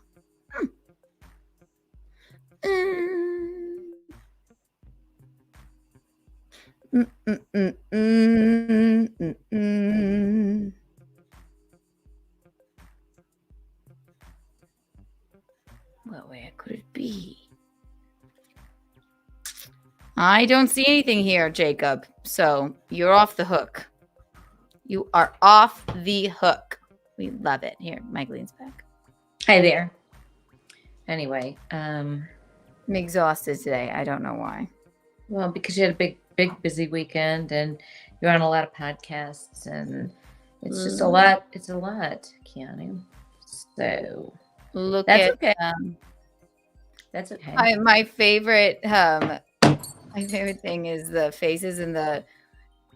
So yeah, that weird thing with that weird thing at Tiffs happened, which is, I mean, it was perfectly fine. Everybody's fine. It's funny, but do you remember this video from when I was in when I was at the gay club in Charleston when they maced the audience, a crowd, audience. The audience. The audience. No, we were dancing at the gay club. That's why when I felt that, I knew. I'm like, you knew. Get Chrissy out of here now. Like, it's a good thing you take control. You're good with crowd control. No, it was more. I mean, yeah, and then I think everybody's in shock. I'm like, I know this feeling from that time for the Great Macing in 2014. I remember this. Get her out of here now. But like, we were all fine. It's just something people do. I know, but it's not a good idea. Well, yeah, you never know. You never know right. what the fuck is going on. Did she call her doctor just to tell him? We looked up all of the stuff. You did, okay. Scrub your, everything. Yeah. Face, eyes, and literally one. Everybody was okay. I'm sure the baby is fine, but also. You just never know. People are fucking crazy. You know what? It's a really, really weird world right now. So yeah, you just have to be very careful no matter what you're doing. So, and since my shooting incident, I feel like I'm always just ready to hit the deck. Yeah, of course. All right, we have a caller. Hello. Jacob Hudson. Yes. Okay. Thank you for calling Untoward Tuesday, Jacob. How may I direct your call? Hey, you might want to try to check your email, see if it showed up to your email. I did check my email, but I will check again. Thank you. Hey, and I do apologize. Anytime I call in and they got like the normal voicemail, I'm like, these people are like. They don't check their voicemails, or in case she didn't clean out her voicemail. Well, don't worry. Yes, don't worry at all. I will 100% get to it. And I will find it. All right, Jacob. Hey, I just want to say that here's the thing. You're actually the only thing right now that's actually a good show right now. Well, thank you. Well, I'm here with the oldest woman in podcasting, right? I made one joke about it. You never let me live it down, Keanu. Jacob, it was me and Mickey laugh about it all the time. It was the funniest thing. Look, she's laughing right now. No, it's the cutest thing you said. What do you think about not Keanu's mom? Lila's mom was in Dallas. I didn't see that, but I will look it up. I love Lila, and I can't. Your mom needs to go to your new studio. What's that? Your mom needs to go to your studio now. Yeah, absolutely. Well, when she's in New York. Your new studio, not your old studio, because you're leaving that studio in a couple months. Oh, so she can move into my old Well, I apartment. need to like move to New York and then she can have my old studio. Maybe it's a yeah, good but I suggestion. have to put. But I'm gonna put Michaeline on it. Your old apartment. That's right. So yes, well maybe she'll move right into my old studio and squat there. So she can see your new studio. Yes, she must come. She must come up to see the new studio. All right, Jacob. Call back if you have anything else to say, darling. By the way, I need one of those coins. Okay, yes, you have one on. You have one on the way, darling. Of course. All right, Love you. Bye bye. Bye now. And Gino's dead asleep. Oh my God. So where's Matilda? So I have to go back there. She's fine on her own, but she's so after this I have to go back, which is why this episode will be cut a little bit short, but I had to leave her for a few hours here. Yeah, that's okay. But I can't bring her here with 6, the demon cat. Yes, exactly. So I will go back because then Ray is coming to get her tomorrow morning. But I fed her. She is perfectly fine. We went on many walks today. I wish I could bring her here. Yeah. I wish I could bring her here, but I can't. So yeah. Hang on. And I did watch that show tonight. Most of it because I could only people just kept coming in and talking to me. So I watched that show tonight. It was good. Larry Sharp also. Yeah, that was really good. On very interesting. He will be joining us, not this week, but the next. So Larry will be on. Really interesting. Yeah, I liked it. It was really cool. You did good. Ooh, I know you said you're not political, but you did really good. So yes, I did my best. Yes, Larry Sharp will be on the 13th of March. Mm-hmm. So he'll be joining us, Michaeline, for the rebel rousing. I can't concentrate. You can't concentrate? What's wrong? I just need my phone charger or something. I don't know. I just had a weird day. Maybe because I did. Well, they don't dilate your eyes at the eye place unless you. Did you let them? You're going to dilate my eyes, are you? Did you let them? No, they won't. They don't do it until they don't do it just for a regular thing. No. They ask you. I will never let them do that. Why? It's ridiculous. I know, and I'm going like just a moneymaker, and then you have to walk around like with this like oily eye for oily hours. eye. An oily the guy came out before me, and it's at Warby Parker, and they're great. I mean, it was only like just 15 minutes or whatever, but he had his eyes dilated, and I'm like, oh, they're not going to make me do it, but my mom's not here to tell them not to. Oh boy. And then I'm like, you're not going to dilate my eyes, are you? She was never no. let them. I never. Then she gave me a pamphlet. She was like, if you want to come back, here, it's a free dilation. Your eye dilation? Yeah, I'm like, all right, well, no. It's a money-making thing. It's bullshit. I don't know. I just didn't want it, and I got scared. I got spooked. Hang on. Let's see. All right, there we go. No, I can't concentrate. I'm exhausted. I don't know why. My God. So I have my computer here, but it's a completely different podcast because there's different clothing on it. What's happening? You're just playing a different one.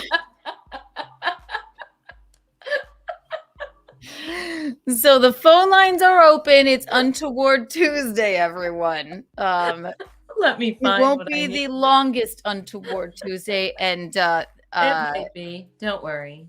But I have to get back to Matilda eventually here. Sure. But I will read the emails that I have. And anybody that ordered a 3D Kiki coin, Visconti went to the post office today, and they are on the way.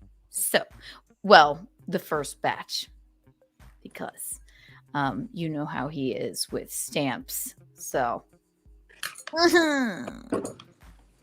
The Visconti. No, but what we were talking about, the weird, that weirdness with I don't know. Thankfully, weird. everybody's okay. Chrissy took a shower. She scrubbed. The baby is fine. It's just, do you remember that 2014? We always call it the Great Macing of 2014 at the gay club. Yeah, I know. I do remember it, but I wasn't there. You guys were like, I don't know what happened. Balloons, and was that when your dad was there? No, but they do the whole money drop from the ceiling at Mhm. midnight, and we Mhm. think that people sprayed that into the atmosphere to make people evacuate. We had to. I don't right? know. Yeah. I don't know. Here's a video of it. Well, no, because I showed this earlier, but I'm always an asshole, and I had to make a joke. So this is it. Don't call yourself an asshole, sweetheart. So they dropped $5,000 from the ceiling at the gay club in 2014, and then all of a sudden we're like, "Yay! Happy New Year!" People are like gathering dollar bills. I wanted nothing to do with that. I don't want to be on the ground with like gathering up money. But why not? Get on the ground. I know. All right, here we have a caller. Hang on. Donald. Thank you for calling Untoward Tuesday. How may I direct your call? Hi, Keanu. It's Donald from Windsor, Ontario. How are you? Donald, how are you? Oh, I'm down the middle. Thanks for asking. Do you have an untoward story for us? I do. The other night, I dropped my $100 Walmart Samsung phone that I had for 15 years on the tile floor, and it broke. Wait. Why did you have a cell phone for 15 years? Because it's call and text only, and I'm not one of those people that just look at their phone all day. So it finally broke? You just dropped your phone and it broke? Finally broke. You poor thing. Wait, was it like a flip phone? So now you can get a new phone. What happened was I rode across town, as Gino says. Yes. Walmart, and they said, "Well, we've got this Motorola phone here for you." I go, "It's this huge fucking thing, you know." And I'm like, "Okay, well, what's this going to cost me?" He's like, "Good little Indian guy. Poor guy had to work with these big, huge, 350-pound, ugly women. What's this going to cost me?" And he's like, "It's going to be $4 a month for 2 years." I'm like, "I don't think so, bro." And he goes, "Wait, it's going to be 88 cents a month for 2 years. It costs you $21." And I'm like, "Oh, okay, that's not too bad." And I'm talking to you now on this phone. And here's the great part of the story. This really cute girl came walking up. Are you single, Donald? Yeah, I've been single for far too long. Okay, so a cute girl came up. Okay. Yeah, I'm single. So she comes walking up, and she's got like straight dark hair and a very pale complexion with a great ass, just like you. And I found him, the Indian guy, actually checking out her butt too. So I'm like, "Oh, all right. Well, I guess we'll both check out her butt." Very untoward. Yeah. So anyway, so now I'm talking to you on this Motorola phone. My God, how long has Motorola been? Well, Donald, is it even a touch screen, or what could you have gotten? Well, you know, it's one of these new phones. It's huge. That's why I love my old phone. It was a tiny little thing. Oh, it's like a huge phone that I'm talking to you on now. Well, Donald, you want to know what? Something about Visconti. When in moving in with him, and I'm still in the process of it. He has nostalgia phones. He won't give up this fucking thing where he puts SIM cards into other phones, and every time I move something around, there's another phone under the couch or under the mattress or something. But does he use them all?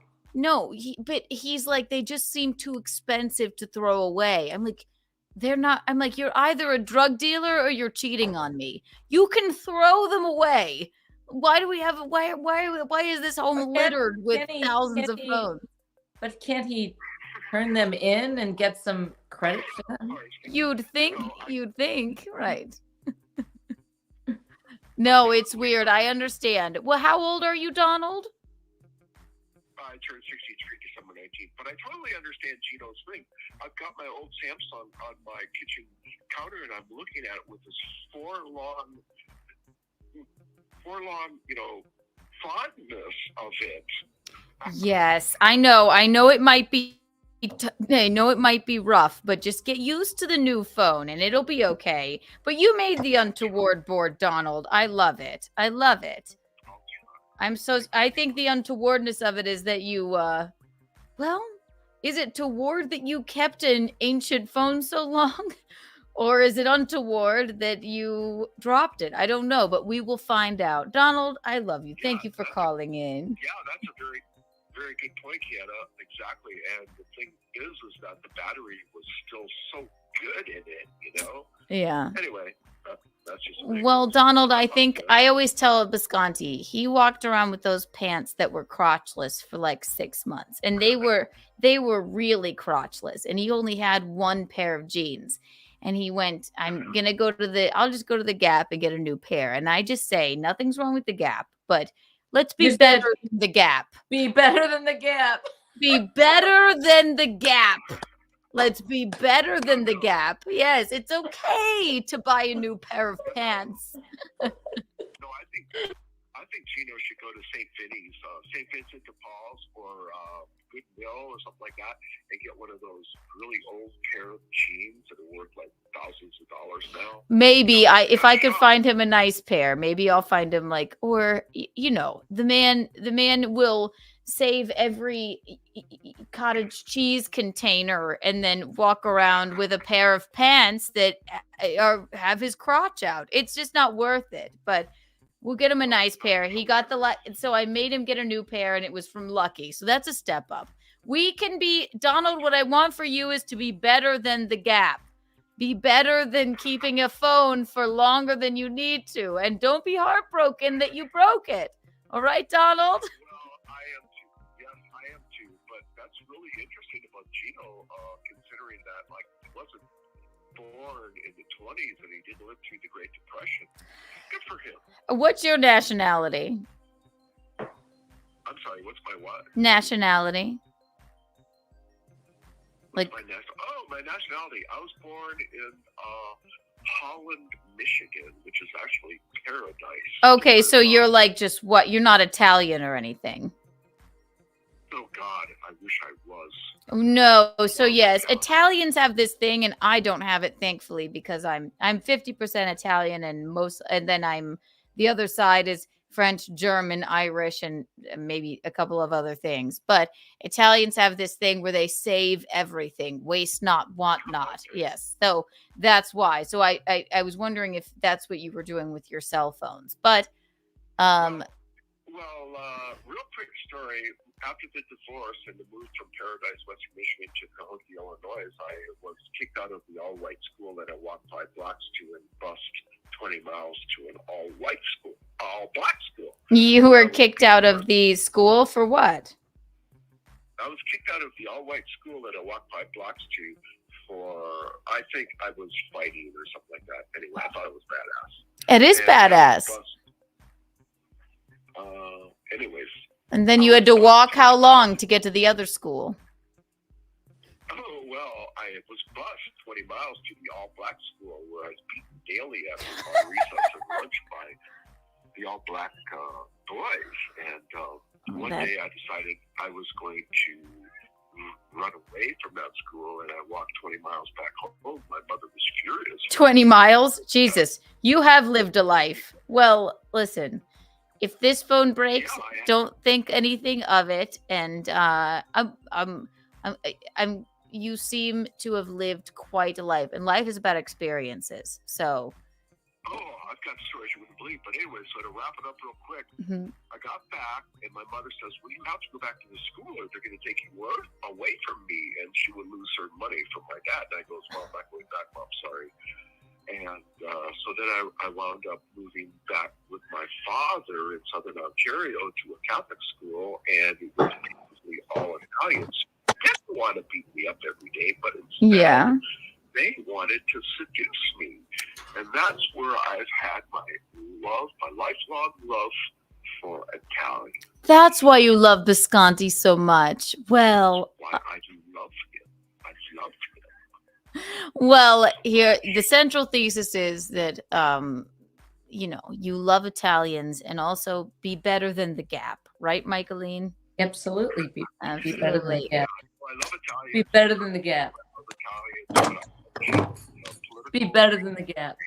Every other type of view that he has. I just don't like when he beats on the desk. You know that? Oh, it annoys me greatly when he's here, and yes, it annoys me greatly. I agree. You know, I will let him know. I will give him your best. Take care, darling. darling. Bye. Oh, that was cute. Thank you for calling in, Donald. All right, he made the Holland, Untoward Michigan. board. Holland, Michigan. I know it. Holland, Michigan.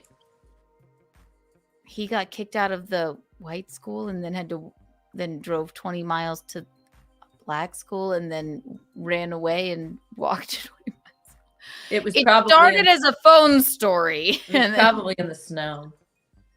It's very cold in Holland. All right, Michigan. Donald. Well, you made the Untoward board. Yes, we love it. He was very personable and sweet. We love Donald. We love him. How was your day, Michaeline? It was good. It was fine. I didn't sleep good, so I went and taught my class, and then I came home and got in a dead sleep on the couch. Watched. Sometimes when I need to do that before I go to work, because I didn't sleep good last night, I put on what's the show? Almost Famous. Aww. It's always so good. I mean, I don't know what possessed me to watch The Godfather last night. I just did. I might have to watch Godfather 2 tonight. I've seen all of them once.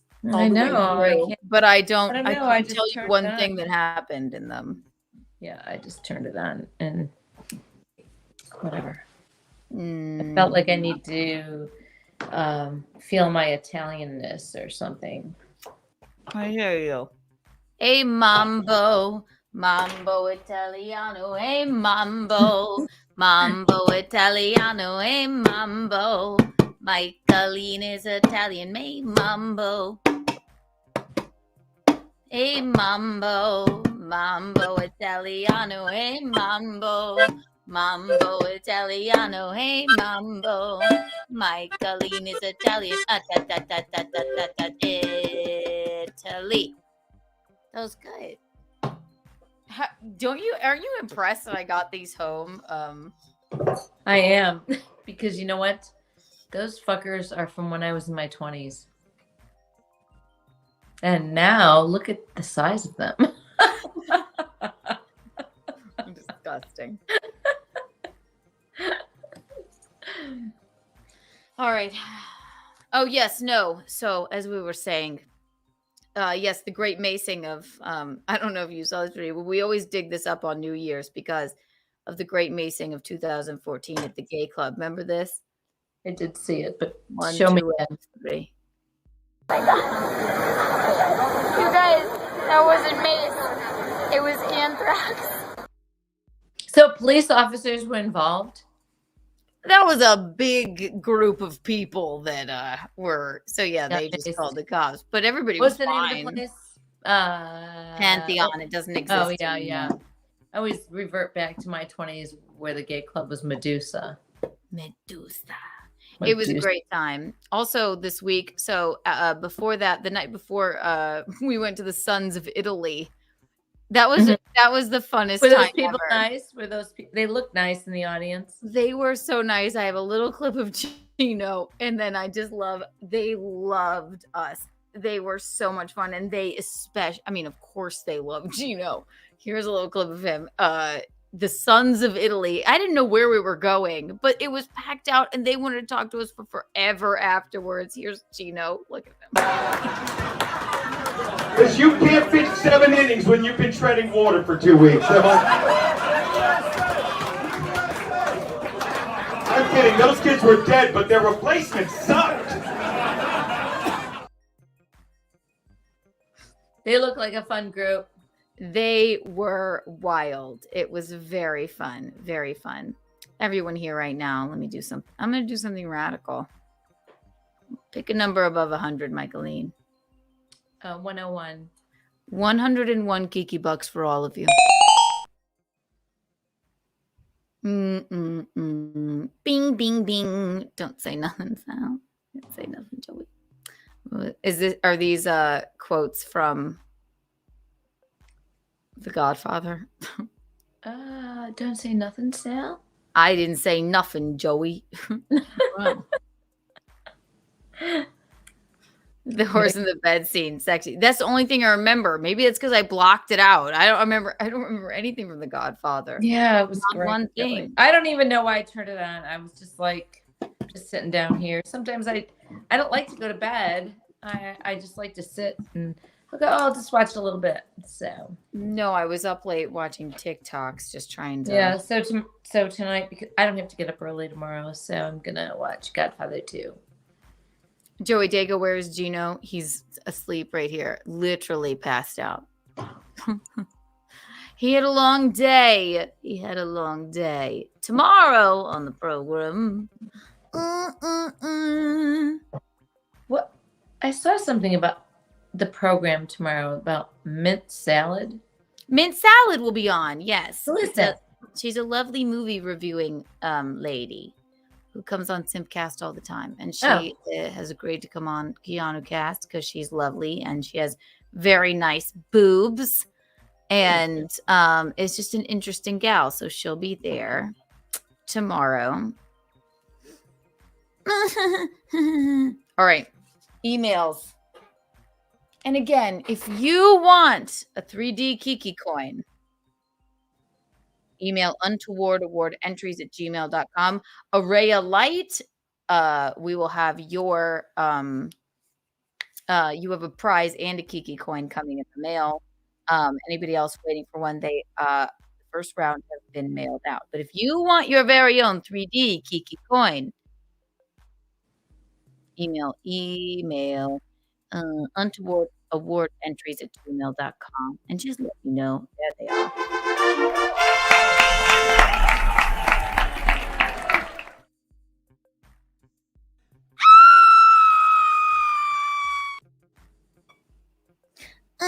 Okay. Untowardawardentries@gmail.com. All right. So here we have. Let's hear this. That one won't open. Still, Don Luger still won't open. It goes to some sort of strange thing. Here's my first magazine. Switch up to 7 pages. Oh, here's another one from him. Okay, so never mind. John. Here's someone from John. Someone named John, all right? This will make the Untoward Award board. What do you think? It's short. Ready, Michaeline? Yep. I have an untoward story about an old friend of mine that took acid, ran naked, and then was put in a mental hospital. All right.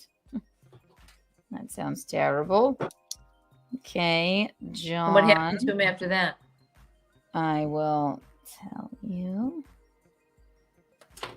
Months after, he was okay and just freaked out when he took acid.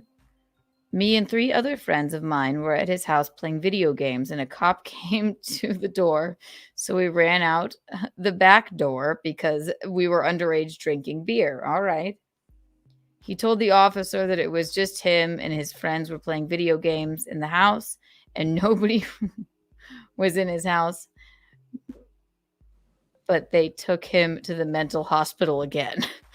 Oh my goodness. Is he out now? I don't know. I think it was years ago. So that is untoward. Very untoward. That sounds terrible. All right. Poor mental hospital. Yeah, if they were dropping acid, that was probably in the 70s. Well, I suppose he was dropping acid and then they took him to the mental facility and let him out. And then after the fact... And then put him back in and gave him. They were checking on him and they all ran out and he was like, oh, I get it. So they were checking on him after they let him out of the mental hospital. And then when he was at his house playing video games with his friends, they came to check on him and they're like, he's like, I'm just here with all my friends playing video games, but since they had ran out because they were drinking beer, they thought he was mentally ill again. Does that make sense? Because they all ran and hid. So I think it's like this. Why It didn't was you around ask the person who sent it? What's that? Why don't you ask the person who sent it? If they're here right now, elaborate. But because they sent an email, maybe they're too afraid to call. But I assume that then after, so they came to check, they did like a wellness check on him. And since they were drinking beer, all of his friends ran out of the house. And then they were like, what's going on? And he said, I'm just here with my friends playing video games. And there was no one there. Yeah, and then Nurse Ratchet came in and they did a Jack Nicholson on him. Poor guy. I hope they didn't give him shocks. Not only shocks, a lobotomy, man. But right. So like Michaeline, if I knocked on your door and doing a wellness check and all of your friends for some reason ran out the back door and you turned around and went, I'm just hanging out with me and all my friends. And there's no one there. No, I would have just gone to the door and shot you. No. But I would think you were not. With my gun. I don't have one yet, but I'm going to get one. Okay. But I would think you were nuts if you were like, I'm just here with all of my friends. And there was no one there. Right. That's why I would shoot you with my gun. Why would you? I believe that's what happened. I'm telling you what happened. Mickey, your daughter is it. Push-ups was there. Push-ups was there for the great. You are a hero, Keanu. Good night, mister. Thank you for calling. He was there for the pepper spraying. He saw me duck, dive, and I know. I can imagine. You said everybody out now. Let's go. Did. Let's go. Let's go. Thank you for calling Untoward Tuesday. How may I direct your call? Good night, mister. We're doing great. How are you? Hi there. I am exhausted, and I just want to apologize for not being around as much because, unfortunately, there's business before pleasure. What happened? You're exhausted. We are too. No worries. Yes. Just a lot of bullshittery, if you will. I love the word bullshittery. Yes. You have an untoward story, or no? You just wanted to say hi. Oh, no, I do. Yay! All right. Good night, mister. Go right ahead.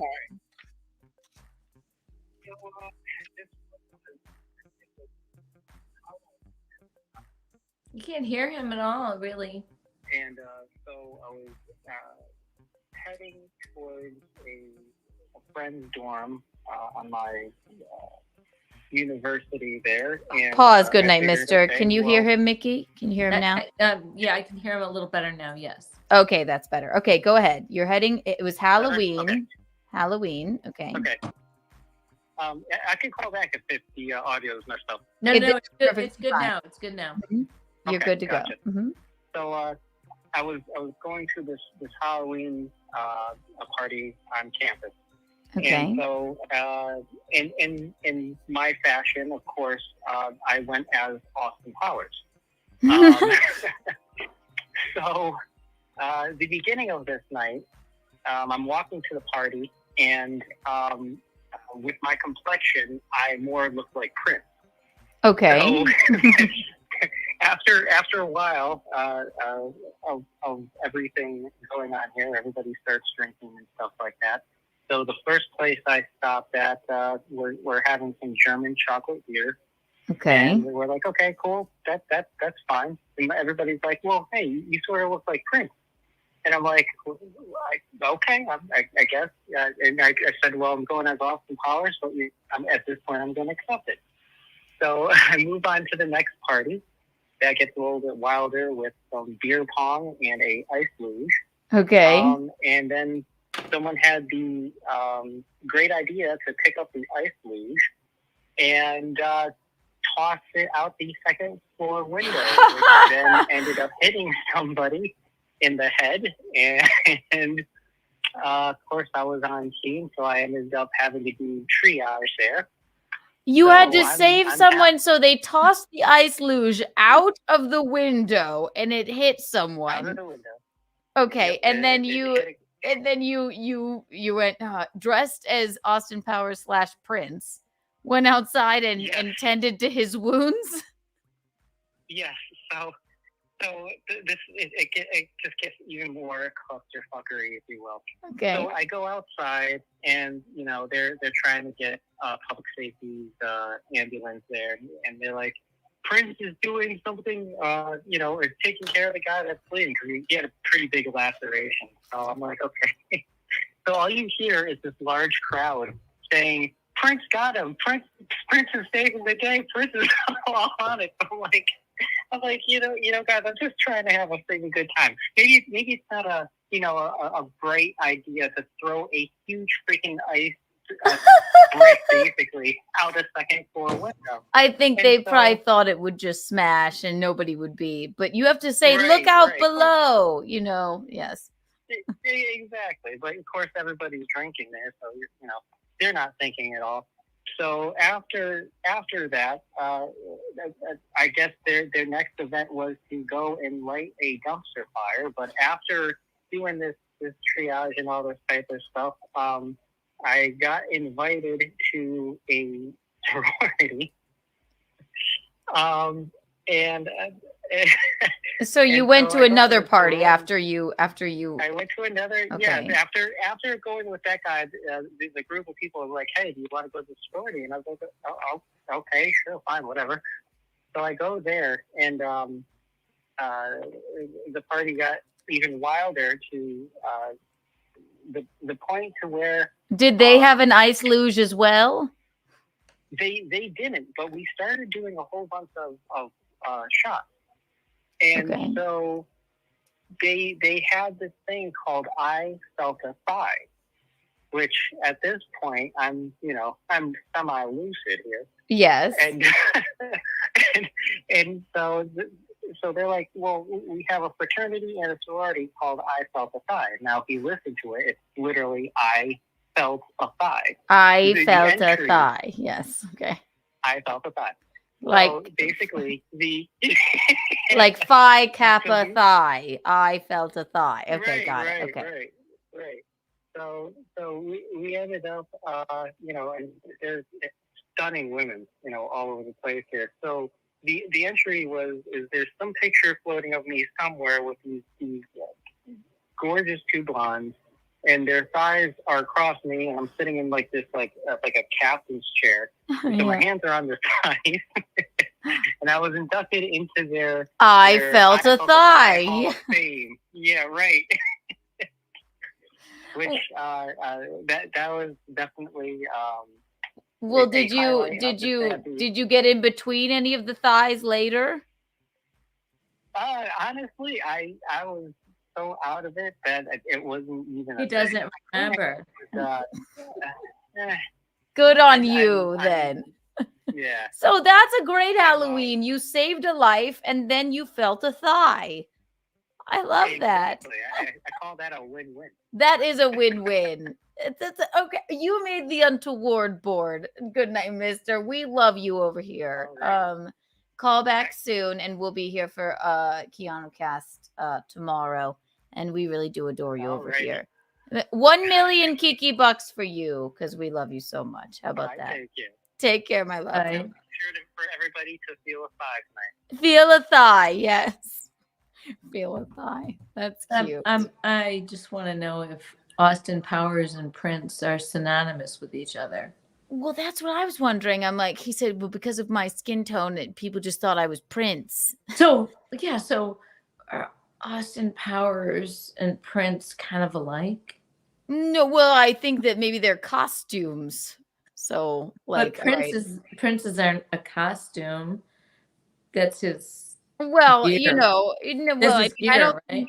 Okay, well, do you think Prince dresses up like this every day? Yeah, not anymore. Well, now that he's not alive. Pretty sure. Okay, all right. So, if you do compare the two, I think All Prince But I think Prince would be mortified if he was compared with Austin Powers. Well, people just he was wearing a costume, you see. So like this is Prince. Right. I prefer Okay. Prince. No, but then because he wasn't, maybe he's not the whitest gentleman. So there's Prince. Okay, now flash to Austin Powers. No, that's what I'm gonna do, Michaeline. You read my mind. There we go. Sorry. There's Prince. All right. Very flashy. I don't think he dresses up like this every single day. I think he does. When he did. Do you? Okay. Austin Powers would look like this. Let's see. Hang on. Austin Powers.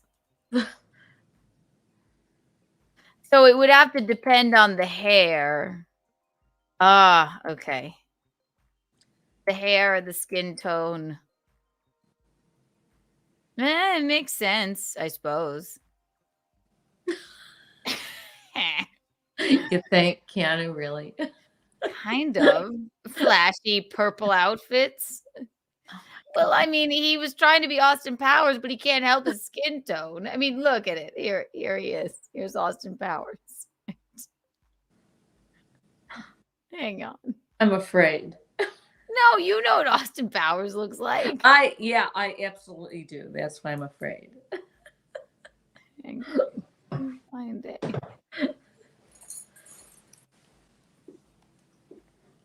It makes perfect sense to me, for sure. Just Prince is rolling over in his grave, okay? I think Prince was a huge Mike Myers fan. See, it's basically the same outfit.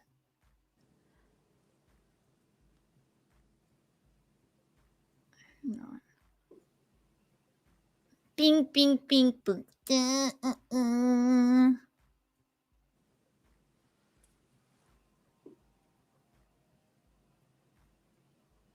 Austin Powers blue.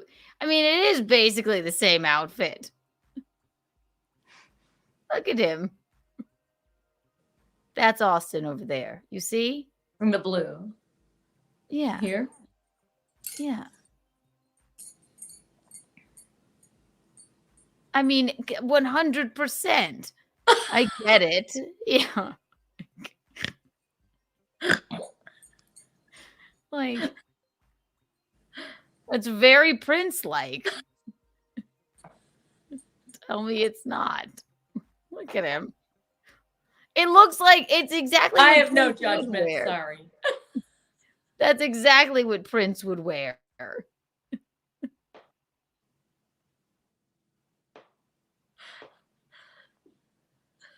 Yes, it's not. Yes, it's a white man. It's an Englishman and not a, and you know, that's very Prince. A black man from Minnesota.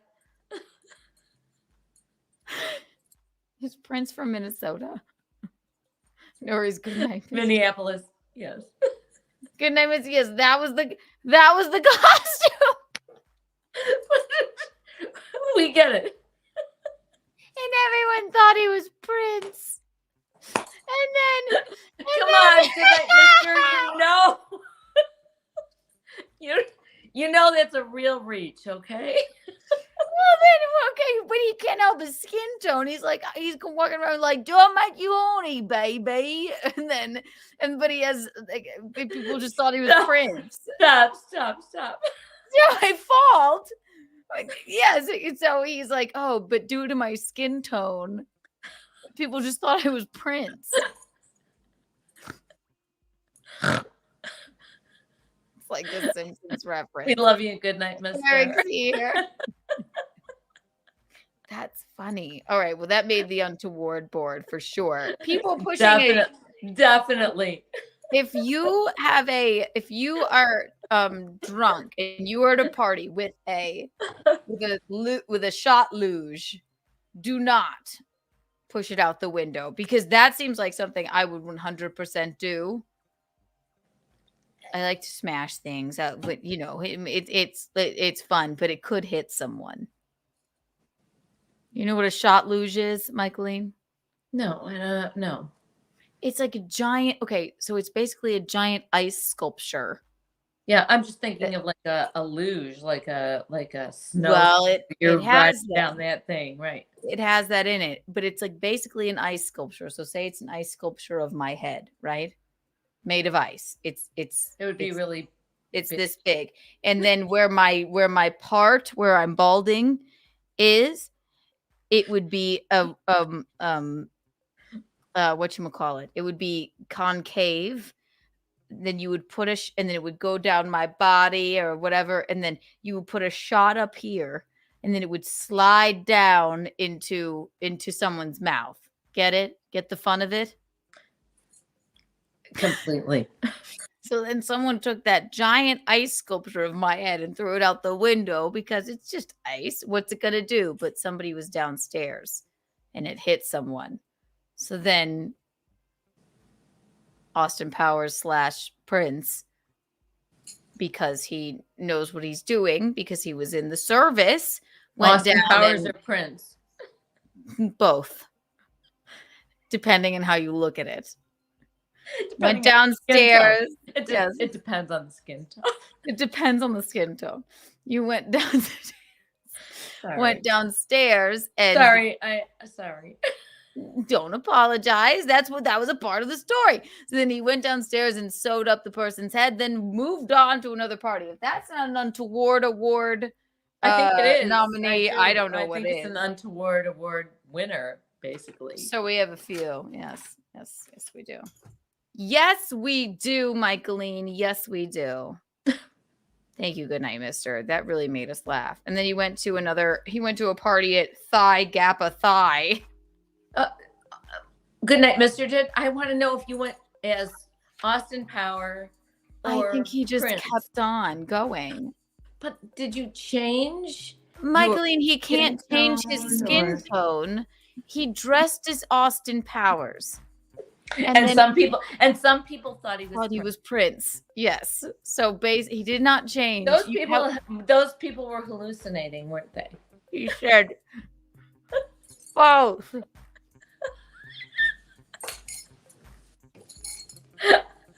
Also, I'm really loving everybody. If you're a fan of mine, everybody changing their names. Goodnight, Mr. Thompson, Courtney Body Thompson, Guinevere Pixie Thompson. You guys, I know. I keep thinking they're talking to me.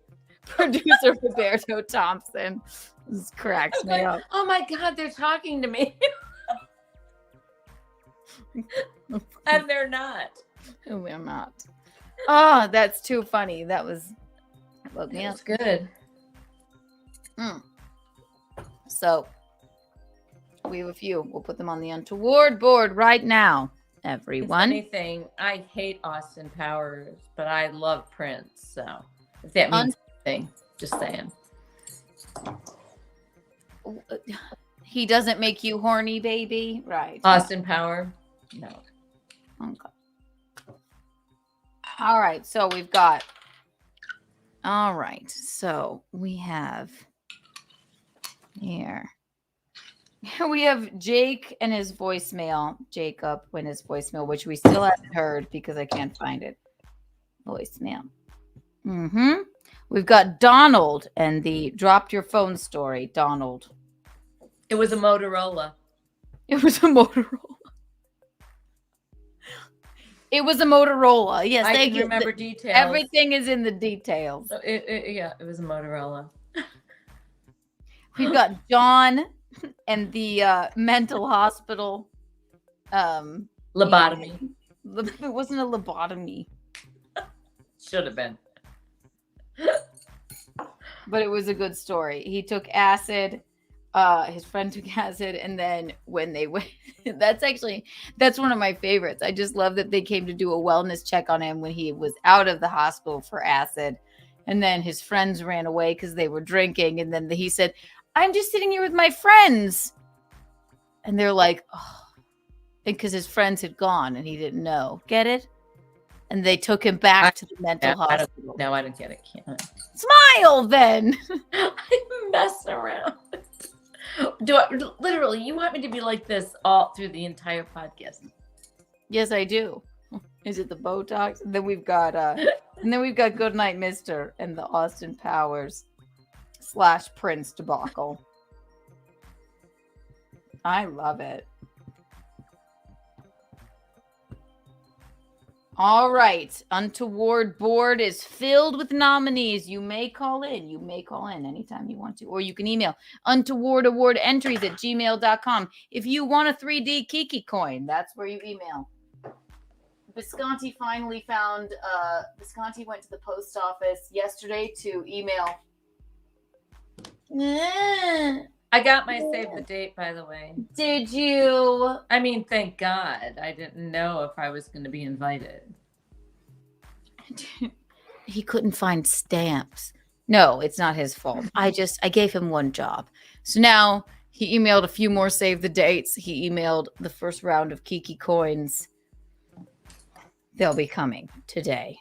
Listen, I'm going to email the rest of the invitations. It's just silly. It's just stupid. Why would I put myself through this? Mailing all of this bullshit. I don't know.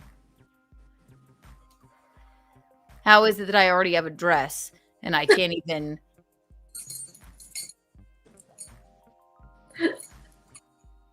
It's just dumb. I don't like it. I don't like it at all. Yes, but if you want a genuine Kiki coin, I'm going to give you all a 3D Kiki coin right now, but if you want a genuine, holdable 3D Kiki coin, email untowardawardentries@gmail.com. Here they are.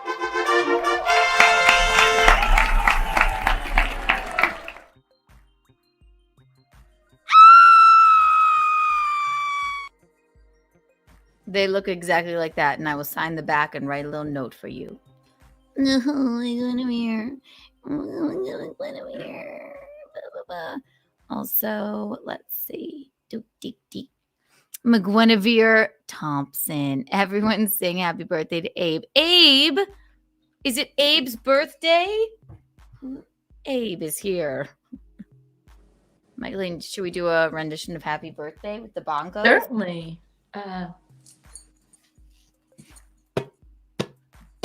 Happy birthday to you. Happy birthday to you. Happy birthday, dear Abe. Happy birthday to you.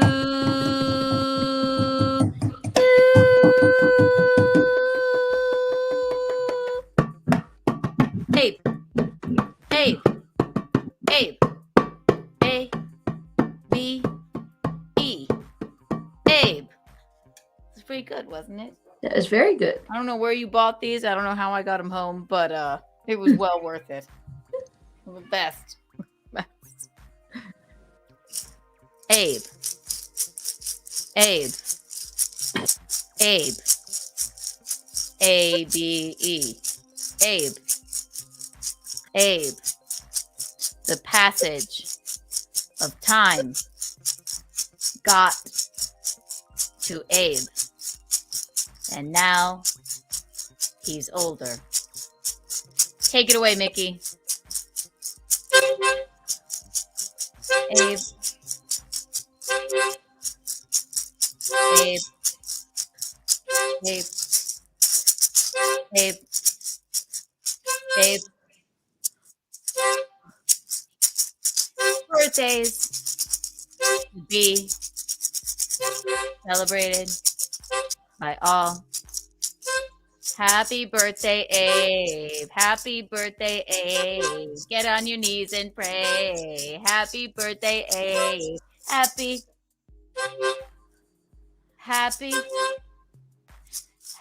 birthday, Abe.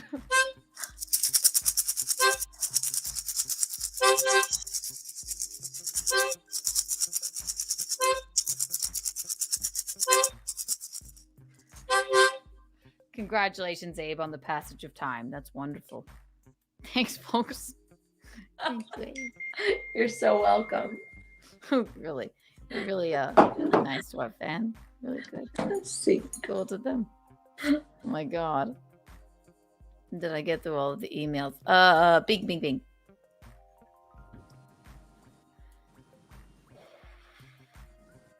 yeah, I'm a little, maybe I'm just exhausted from Your life. the weekend. Yes. We had 2 great shows. My God, were they wonderful. Shanta. Let me make sure I don't have any more emails. Exploding. It happens that the Oregon State Highway Division not only had a whale of a problem on its hands, it had a stinking whale of a problem. What to do with one 45-foot, 8-ton whale dead on arrival on the beach? This just seems like something I will really like, so I'm going to pull it up. It came into the it might be an Untoward board nominee. Thank you for the email. I missed it. It is from Don Dobson. We love Don Dobson. Would you like to see it, Michaeline? It seems like something I'd really be into. Of course. I love it. Okay.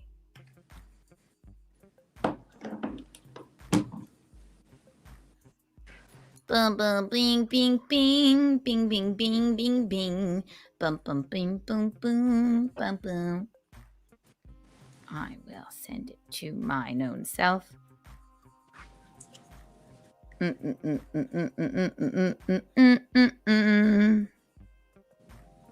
Bum ba bum ba bum ba bum bum bum. Dee dee doo dee dee doo dee da da. Paste. Bah. There we go.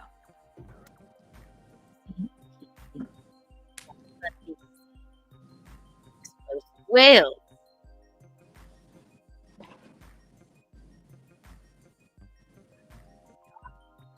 Oh, Michaeline. Yes. They were showing up. Oh, no, I'll go to this later. Don't get distracted, Kiki. God.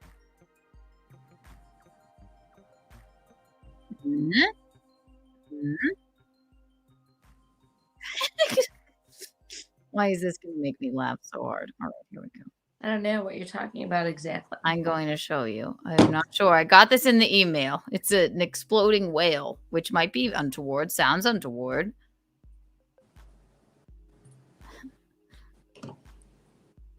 Here we go. Let's watch this and revel. No. What's this? The all-new GoDaddy Arrow helps you get your business online in minutes with the power of AI. With the perfect name, a great... Yeah, I don't know what's happening here. Yeah. Oh, it's the 50th anniversary of a whale? It was a dead beached whale. This is untoward. He's like, well, yes, a whale washed up here and nobody wanted to cut it up. So we're going to, I guess, explode it. Oh, this must be because of the, he must have sent this to me when I was talking about the Cleveland balloon disaster. Who sent this to you? Someone named John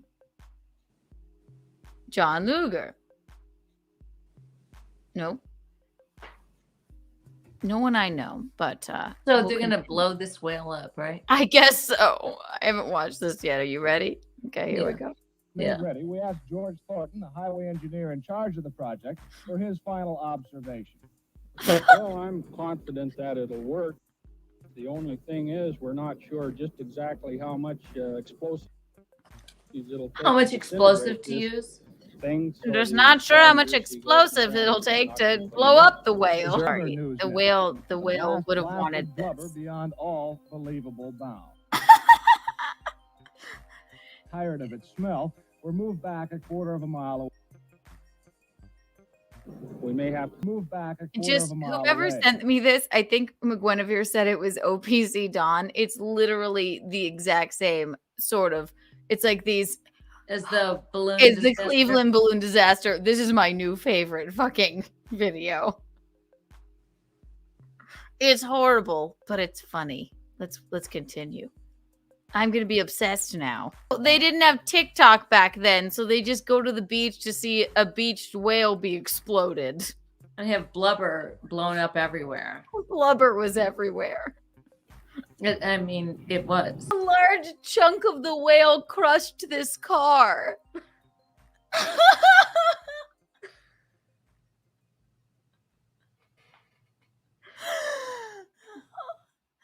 Oh God! If it's OPC Don that sent me this, you have 1 million Kiki bucks. Oh my God! The human was hit as badly as the car. Almost everyone on the scene was covered with small particles of dead whale. As for the success of the effort, the seagulls who were supposed to clean things up were nowhere in sight. Oh, that was their. That was just went. Fuck you! I'm not doing this. They went. This is what we'll do. We'll explode this beached whale. And then seagulls went. Seagulls will just eat it. Fuck you, humans. Seagulls, we're out of here. They went. You humans are just fucking you. There's too much blubber here. We're not eating this exploded whale. Absolutely not. A piece It of doesn't the even blubber. taste good. A piece of the blubber squished someone's car. Kept away by the smell. That didn't really matter. The remaining chunks were of such a size that no This is respectable- Oregon. I'm always amazed by that. Wow. That really. That was something. All right. So the whale goes on the Untoward board. Yeah, that was much something. And Okay, the guy who said OPC Don, he I goes on believe the so, board. yeah. That's pretty unbelievable. Oh my God. I'm so sad. Not sad. That was my genuine reaction to that. That was amazing. You're just sad that you didn't find that first. I know. I thought the Cleveland balloon disaster was the biggest misstep in history. Really, you love that. I honestly, this was what idiots. They're like, you know what? I think what we'll do instead of We might have to do another blast. Depends on the charge. that whale exploded like a fucking atom bomb.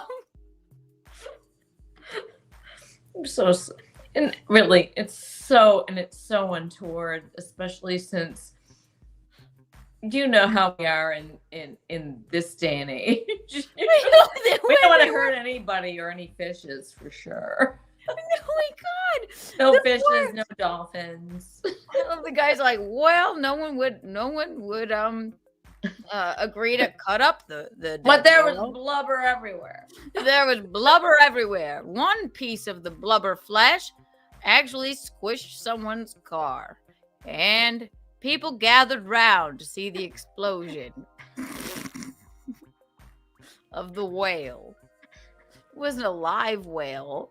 No, I know. It was just hilarious. They might have thought of a better way to. No one wanted to cut it up. Wait, and where was it? It was in Oregon. Oregon? Yeah. How isn't Oregon landlocked? No. Oregon's on the water. So they don't know what to do with beached whales, I suppose. So this was the talk of the town.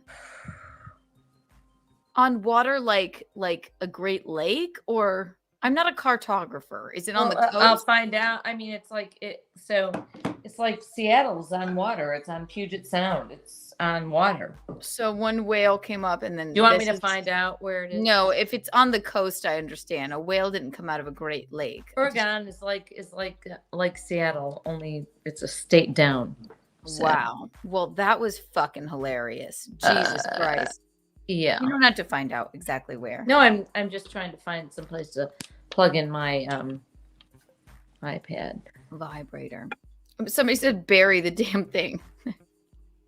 I mean, it's like the Cleveland balloon disaster. It's like, why did they think that this would make Cleveland look better? It was a major misstep.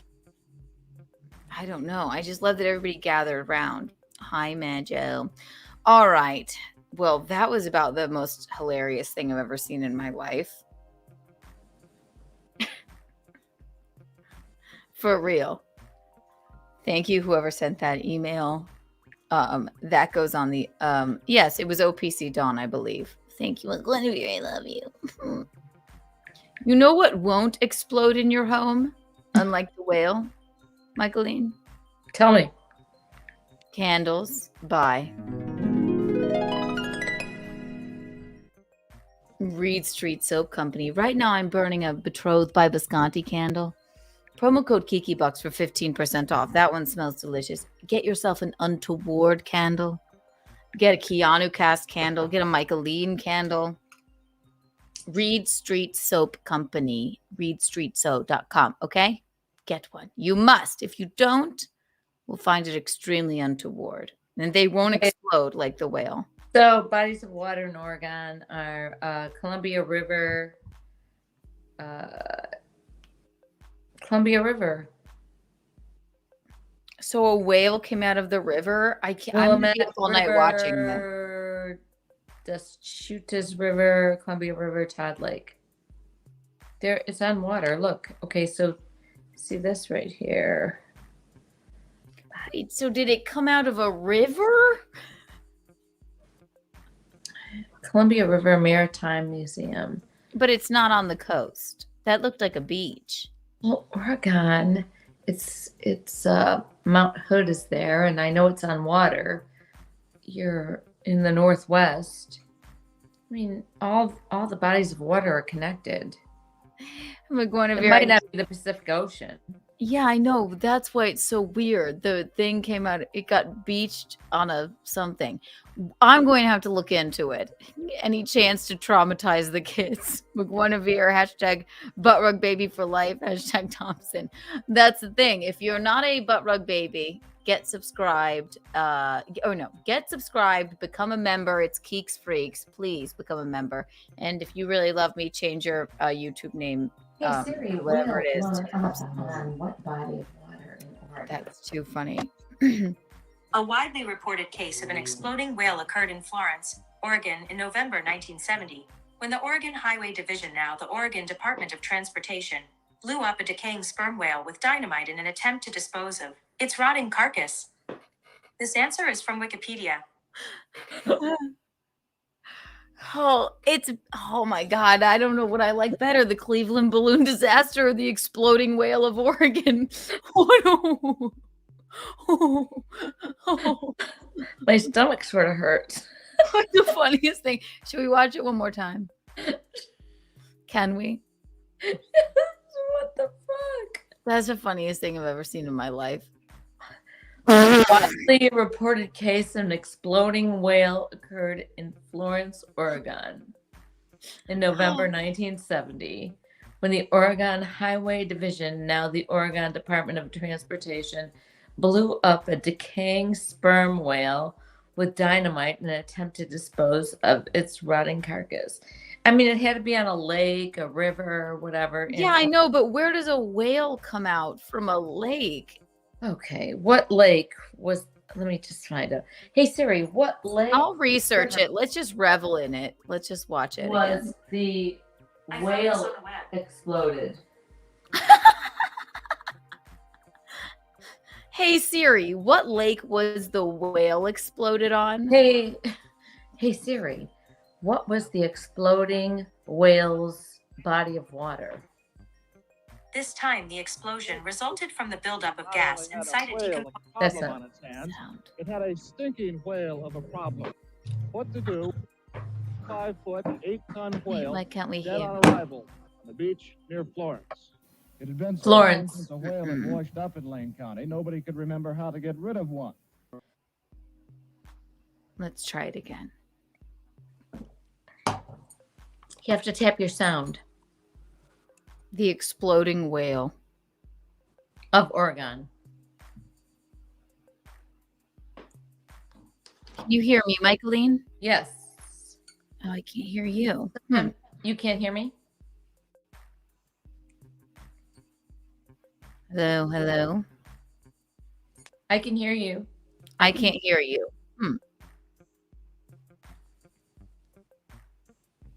I don't know why. Hello, hello. Can you hear me? Can you hear me? You should be able to. Hello, hello. Hello? Hello? Yes, I can Say hear something.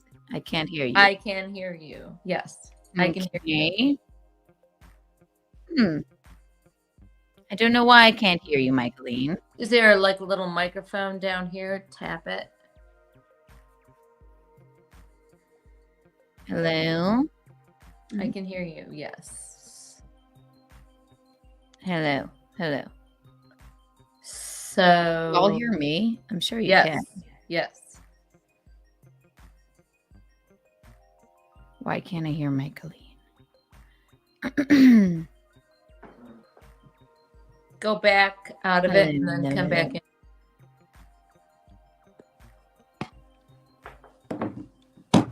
Can y'all hear my Colleen?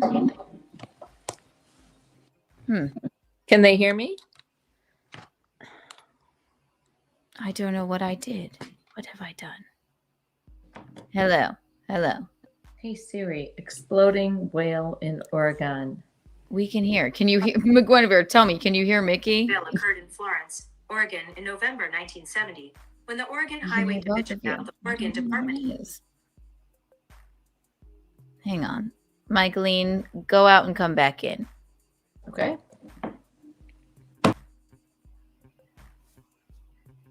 You can hear me? Can I hear anything?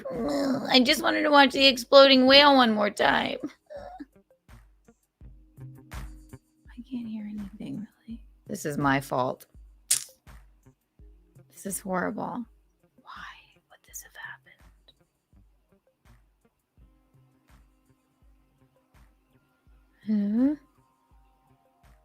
Hello? Hello? Hello?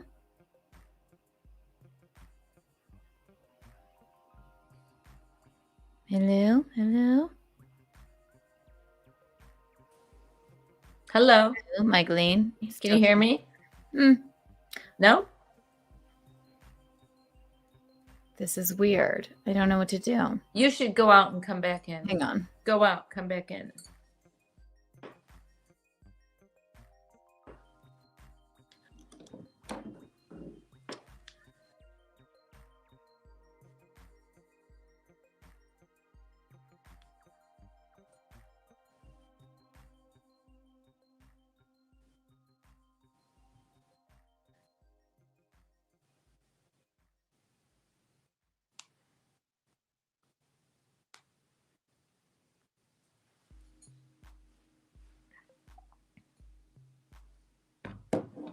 Hello. Hello? I still can't hear her. I'm going to have to end this. All right, Michaeline, I'll leave you alone for now. Oh. Yeah, I can't hear anything. I don't know why. Can you hear other people?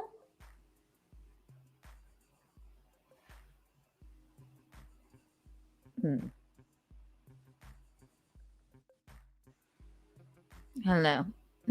Weird. I don't know. All right, Michaeline, I'm going to wrap this up and then you will see us tomorrow. All right. I can't hear you, so I can't talk to you, but I'll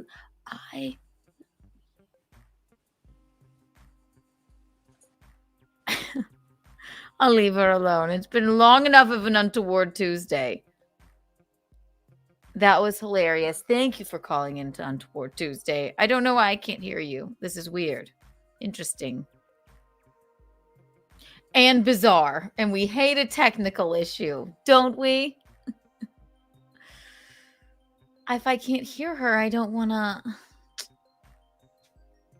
I can't hear anything. Why is it? Why?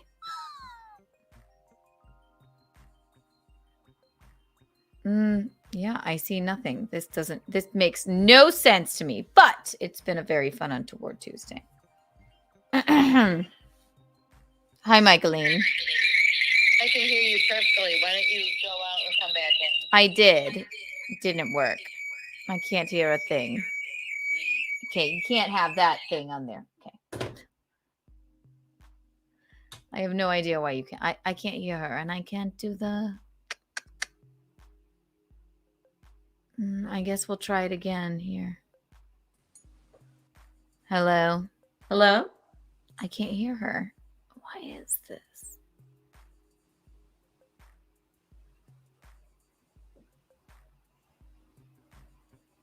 Hello? Hello? Hello? I can hear you.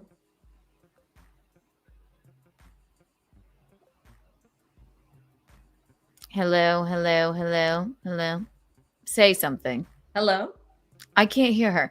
Listen, we're gonna wrap it up. We gotta wrap it up because I cannot work under these conditions. But I love you all. Thank you for all of your calls. Thank you for making this a wonderful Untoward Tuesday. We're just at 3 hours. Thank you, Nina Infinity. Join us tomorrow. Mint Salad will be joining us for Keanu Cast. And tomorrow we will unveil the Untoward Award winner. You guys are just the best. You are the eel's hips. You are the cat's pajamas. You are the bee's knees. Kiki and Mickey out.